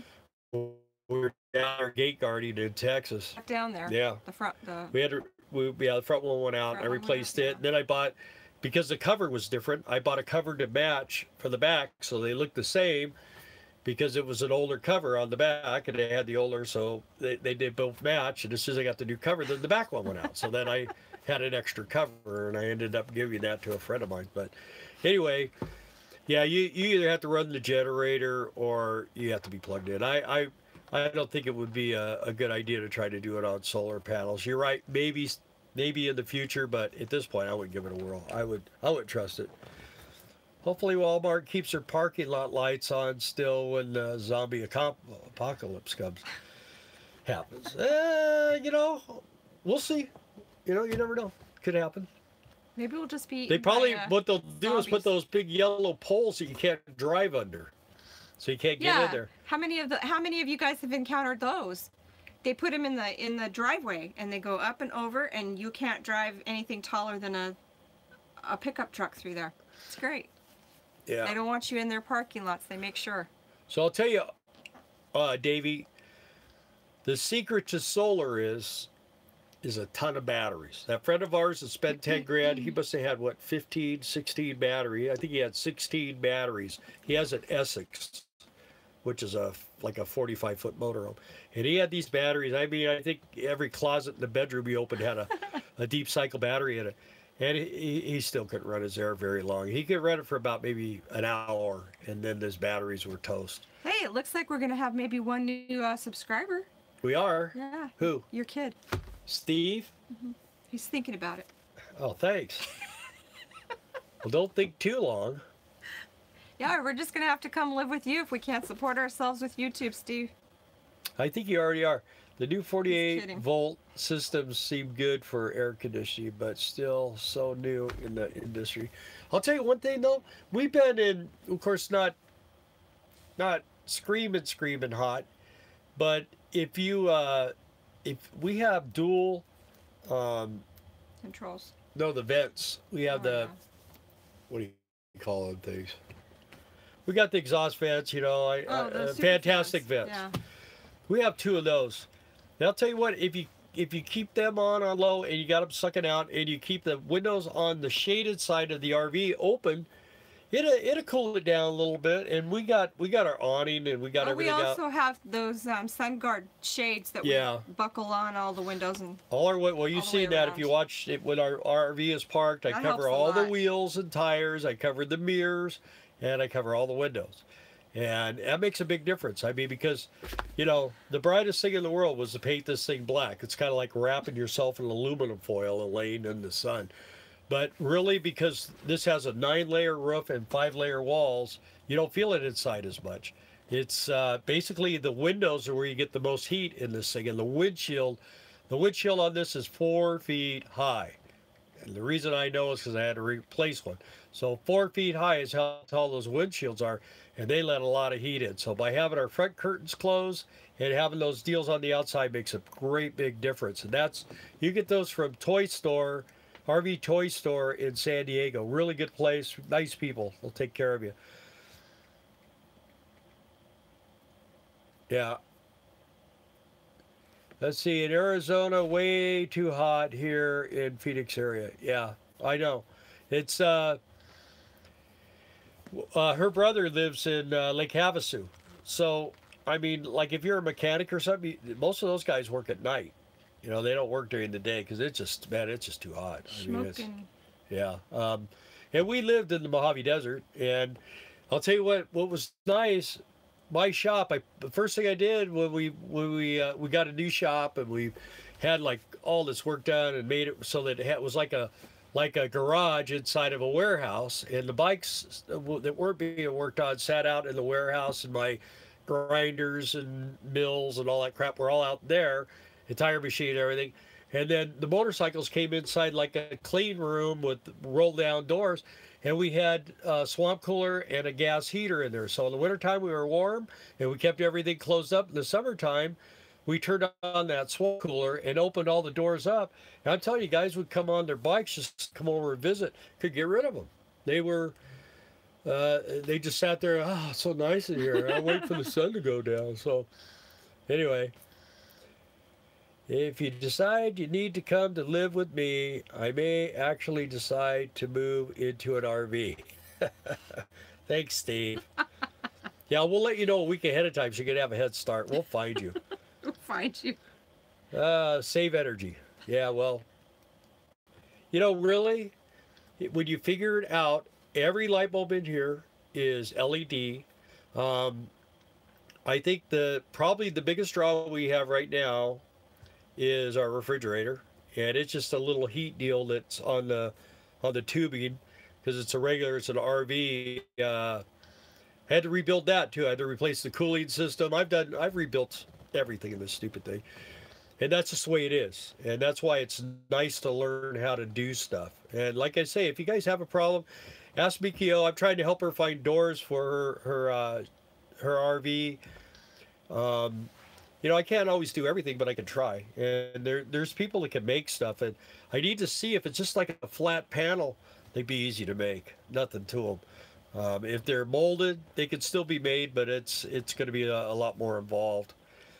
Let's see. Laugh out loud. I just pictured wrapping myself in a little ladies in the sun. You should try it. It's really fun. It's kind of like passing a kidney stone during a root canal. Did you ever visit the... Sir Dinkley, hi. Hi, Sir Dinkley. Huh? Sir Dinkley says hi.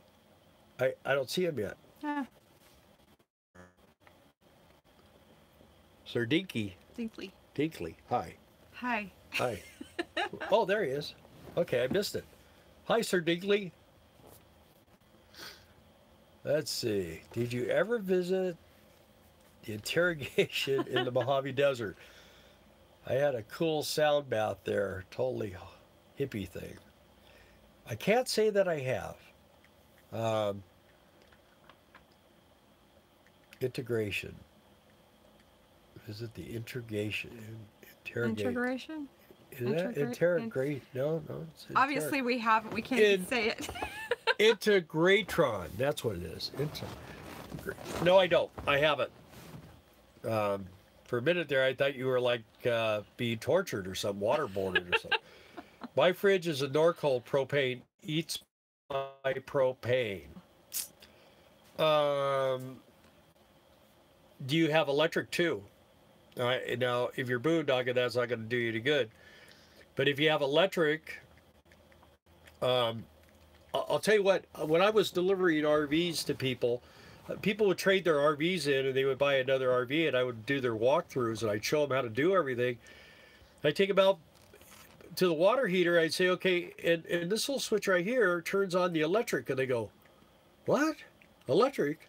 This has electric? I go, yeah. And they go check out. They go, no, our old trailer had that. I didn't know that had that. So you might look and see on that. As far as eating propane, that might be some kind of a flame adjustment or something. You might need to adjust that. Ours, I don't know. We don't run ours hardly. The only time we run ours on gas is if we're in a Flying J or a Walmart overnight and the motor's off.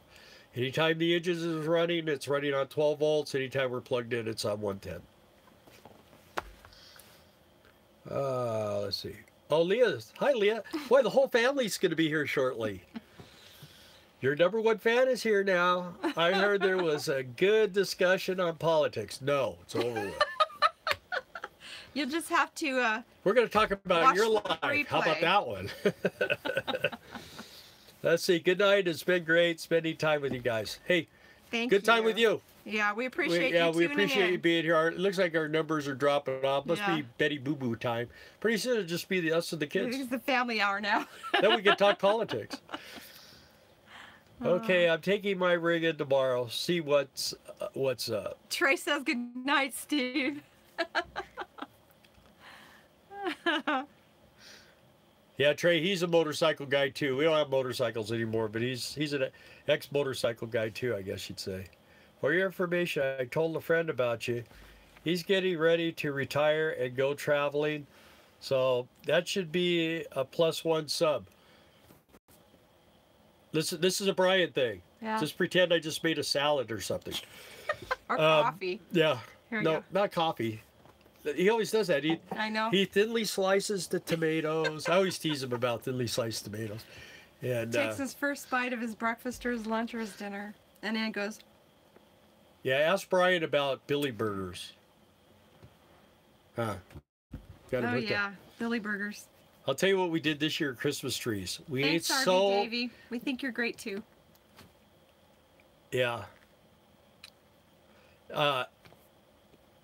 We had a contest to see who could eat the most Del Taco, so now we don't eat it anymore. Brian and Darla and I, we ate so much Del Taco, we were just. Too If much. you've never had Del Taco, it's In really, really California. good, but it's not really, really good when that's all you eat. It was like we were trying to kill ourselves. We were committing suicide on it. It was built in 1959, supposedly from. Oh, I know what you're talking. Out in Landers. Great. You're talking about the out there in Landers where that guy built it and he lived in that cave. Huh? Zizek's Road? Is that what he says? No, I'm No, asking. is it? There was It's. nothing too. You're welcome, Davey. What did I do? Are you leaving us? Fun. Oh, okay. Thanks, Davey. Tune Thanks, in Davey. again. You guys go to RV Davies channel if you want to sub there and check out his content. I'm sure he'd appreciate that. Yeah. Oh, Trey is putting our Thanks, YouTube Trey. on. Thanks, Trey. Yeah, we really appreciate you guys. I mean, He's not leaving yet. RV Davies not leaving yet. oh, okay. I'll tell you,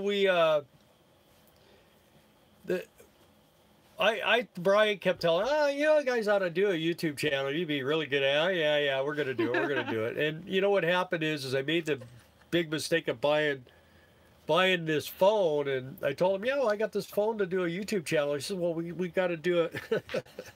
We got to do a video with you. So we did that video. We had 1,000 subscribers before we Right ever out the did this gate. thing. So it was like open the doors and he kicked me out of the plane with no parachute. I didn't have a camera. I just had this phone. I didn't know. We had no idea how to do the editing or anything. I think Darla does a really good job, right, Brian? Hello from Amish country. Awesome. That's her favorite place in the world. She wants to go I see. want to go there. I just want to see an Amish community. Yeah. That's all. I think I just want to chase one of them the horse and buggies down there. No, just kidding.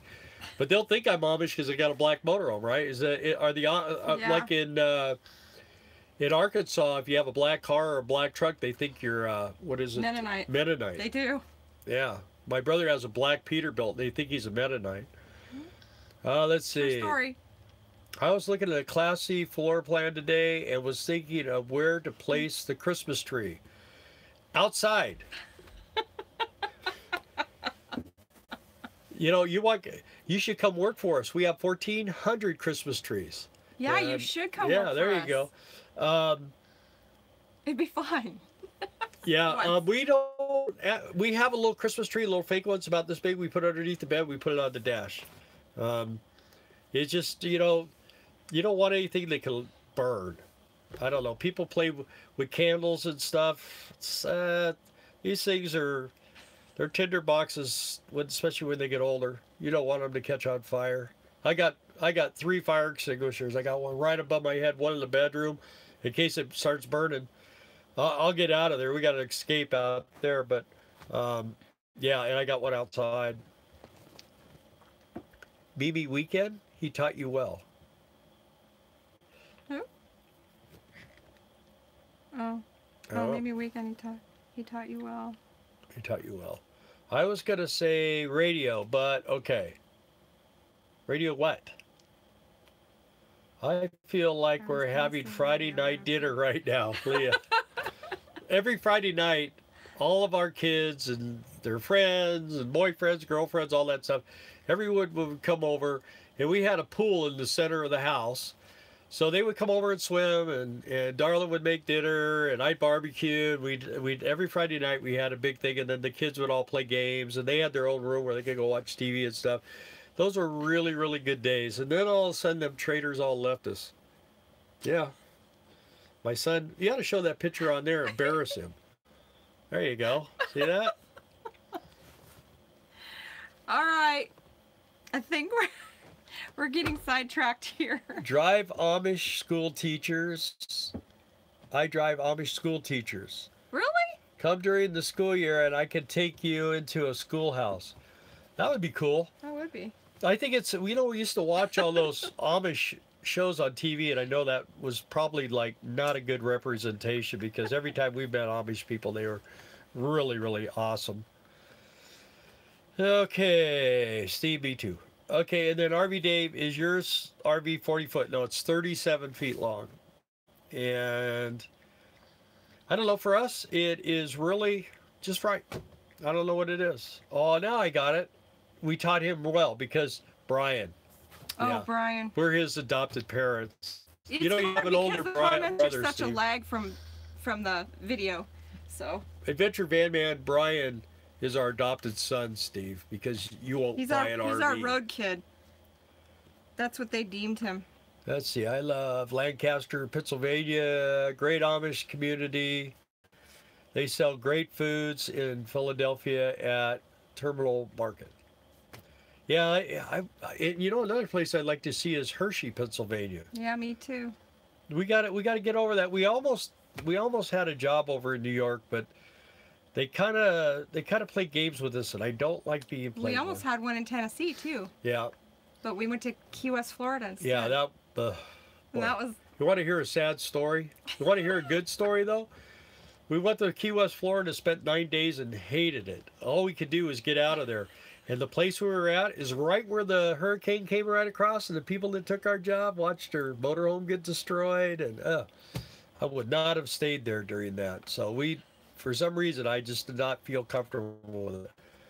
I have been watching you guys since Brian interviewed you. You all planning to get an RV soon? Huh? Oh, they're planning to get an planning to get an RV soon. Well, never too soon. RV, I mean, the thing, I don't know. This is, you give me a house with a steering wheel, I'm a pretty happy guy. I mean, I'm just going to tell you, you know, I mean, I hated working on our house. And when you have a big house and you have, you know, I mean, we had bills. We had we had 2 water heaters. We had 2 sets of washers and dryers, and we had 2 heaters and 2 air conditioners, 3 swamp coolers. I mean, we had pool equipment. I mean, there was just always something, weeds or rocks, whatever it was. I mean, we were in the desert, so I've owned a few houses. Bought my first one when I was 19. I'm done with houses. My next thing is going to be a metal building where I can pull my house inside a metal building, and I'm cool. I'll have full hookups inside. I'll be able to put all my tools and stuff in. Let's see. And thanks for watching since the beginning. That's awesome. It is. Apparently, you're not one of the people that keeps. I think someone's just messing with it because our numbers go up and down and up and down and up and down. It's like what the heck? I could sit there and watch it change it. It's weird. Let's see. I have been okay. I got that. I had cashews for dinner. Got my protein. I had cashews for lunch. All fake. The shows. Yeah, do you think this one's fake? Is this? I don't know. Maybe. We're faking this. Can't really. I don't know. I think we're pretty real. Close guess. That was RV Davey. 40. Yeah. Well, yeah. Most of these diesel pushers, you're gonna find the diesel pushers. Probably, I think the shortest one I've ever seen is about 30 foot. Yeah, no slide. Oh, I think that thing was small. So I think Gwen T meant that the I don't know. The shows on TV about the Amish are all fake? Oh, yeah. Maybe? I'm sure they are. Yeah, because, I mean, that one old lady was, you know, like doing shooters and stuff. I don't know. Maybe. Oh, yeah. And then, I don't know if you guys ever watched the Hooterites. That was on for a while, too. They were a hoot. And then the Amish Mafia. Yeah. Yeah. I hate watching that show. Oh, man. Getting concerned about Brian. Did you read that one? Why? Oh, no. MIA. So Brian's on his way to a job. Brian's in Maine. Yeah. Visiting family. Yeah, visiting family. And then from there, he is flying to Alaska, and he's going to be working. But he'll be back on real soon. He's okay. In fact, if you're concerned, I'll see if I can get in touch with him tomorrow or something. I'll put something on about it. Because his videos are very consistent. If he was to get killed or something, I know he'd call me. No. On the other hand, you know, because he is visiting family he hasn't seen in like 15 years, that could be why he hasn't put anything on. He's probably trying to bank all his time with family at the moment. But he would have said something to that effect to let everyone know. I don't remember hearing him say that, so Yeah, we'll check on him. I'm sure. I'm sure I would have heard something Yeah. because yeah. Do we think schoolies are the best? Um, No, we think 1995 holiday ramblers are. no, I think Prevost. I think I Yeah, he wants one of those. I don't. my ultimate RV. I'll tell you what it is. I'd like to have a 96, 97 Prevost with a Series 60, and without all the. I don't want it to look like the Mustang Ranch with all the mirrors and stuff, but I would like to put a hole in the front and put a slide out for the, just like this one. We don't have a slide out in the bedroom. You don't need one. That's why I don't like the Prevost though, because they don't have slats. Right? You gotta have that. Well, I found one. I found one a long time ago that was just primo, and it actually had 2 slide outs. You know, I don't need 2. One slide out. One in here is enough. When we go to bed, we go in there, and we don't need a slide out in there. But this one had 2, and it was basically about like this. But the thing about the Prevost is the way they're made. This thing, there's a lot of maintenance. I mean, even though I have an aluminum roof and stuff, there's maintenance. And when you got those stainless rigs, man, they're solid. They're solid. And I'd want a 40-foot. I wouldn't want the 45. Okay, any more? Schoolies. I'll tell you the thing about schoolies are, I looked into those. I was thinking about maybe building 1 or 2 of those things just for fun. Someone's okay. That's economic refugees on Facebook. One thing you got to be careful of is when you buy them, is that you can get them registered and insured. That can be real difficult depending on where you're at. Also, you got to make sure you get the right motor. You know, that 7.3 International, it's an international motor that they put in the Fords. That 7.3 liters is supposedly the only one to get, from what I've heard, unless they actually have school buses that are air ride diesel pushers. And they're like 34 to 36 feet. I think that would be a cool thing. Now that I could ride with. The big advantage to the diesel pusher is like we're talking to you right now. When this thing's going down the road, all you hear is the noise of the road on the tires and a little tiny bit of wind noise if the wind's blowing or you're going fast enough. But you don't hear that motor running at all. It's really nice and quiet up here, and it's enjoyable to drive. Let's see. Is he meeting Jamie in Alaska? I don't think so. I don't think so. My rig, 21-foot, 460 V8 Winnebago Ford. Yeah, 460 is a great motor. 21-foot, that's a good size. That's for a single person, that's a good deal. The thing about a Class C, most of the time they're wood chassis as far as behind the driver's seat, and especially up there above where the bed is over the cab. Man, if you got a window in the front, they leak like a sieve. And you got to really stay. They got that tape. It's a single-sided tape. Man, I would use that stuff everywhere on a Class C if I had one. Well, yeah, on our slide out, I put it on the slide out and it eliminated. I would seal it, and in about 3 months it would crack and it would start leaking again. And then I'd pull it in, reseal it, put it back out. And in about 3 months it would start leaking again. So I got that black mastic tape. It's about 4 inches wide. Put it on there. We haven't had a problem since. But that's what I would do. If I had a Class C, man, I would go up there and I would overkill on sealing, especially in the front. You want that front area where your bed is, man. You want to really get that sealed up tight. That's what kills them. That's what kills a Class C is the mold. I actually had, when we were working at Brett's, a guy bought a Class C, and I mean he didn't pay hardly, well, what he paid was way too much, but he didn't pay very much for it. And when I went out there, it was just basically hand him the keys and show him that the gas, the propane worked. And he started asking me a bunch of questions, and he asked me what I thought. And I said, I wouldn't sleep in this thing. And he goes, what are you talking about? I said, well, there's mold. That whole front area up there is just full of mold. And he was all freaked out. And I told him, I go, well, you got to get that out of there to kill you. It's not good stuff. So I don't know. He went back in and talked to the salesman. I don't think the company was very happy with me, but oh well. I tend to take the customer side situations like that. Yeah. What problems do people have with slide outs, and what is the maintenance? It depends on, there's different mechanisms. Ours is what they call first generation. We had problems because of our awning getting bound up inside of our slide out, and it screwed our mechanism all up. And I actually had to make parts. There's like a drum, and it's got a piece that goes in and expands, and the other piece tightens down on the motor drive, and there's a drive shaft. Well, that thing got all screwed up. So what I ended up having to do is machine a piece that was bigger than the piece, and I put it on the outside, so if I could ever find that piece that goes on the inside, put it back to stock. But I don't think that's ever going to happen, so it works great the way I have it now, or at least it has been. But we always help them go in and out. As far as maintenance goes, some of them require lubrication, some of them don't. Some of you put lubrication on them, it causes them to slip, and then they chew their gears up, and some of them have nylon gears. The thing is what I would do, and what I did, is I found out where all my stuff was at.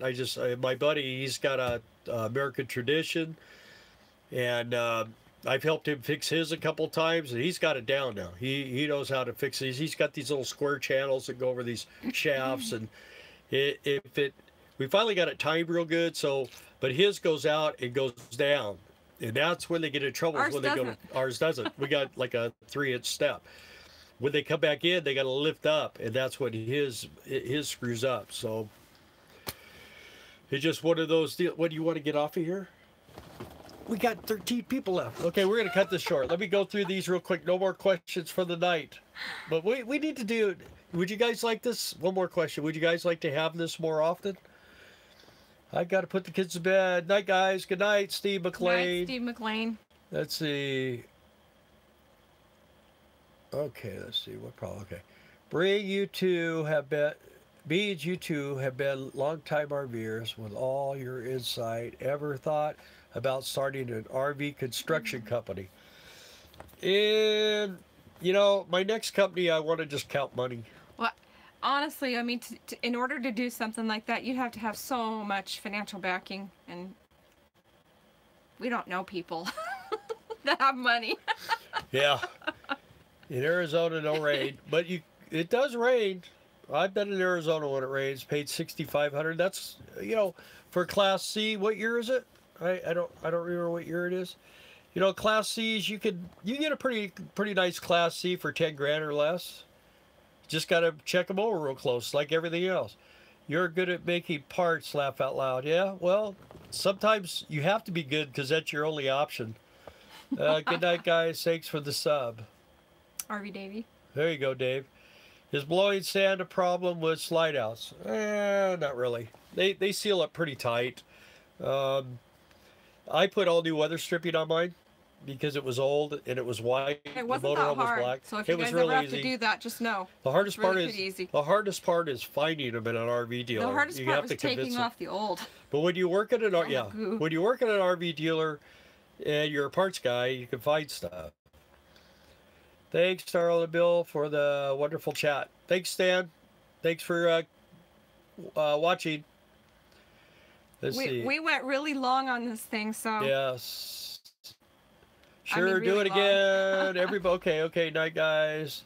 Live is great. Good night, guys. RV Davey. Yes, I would.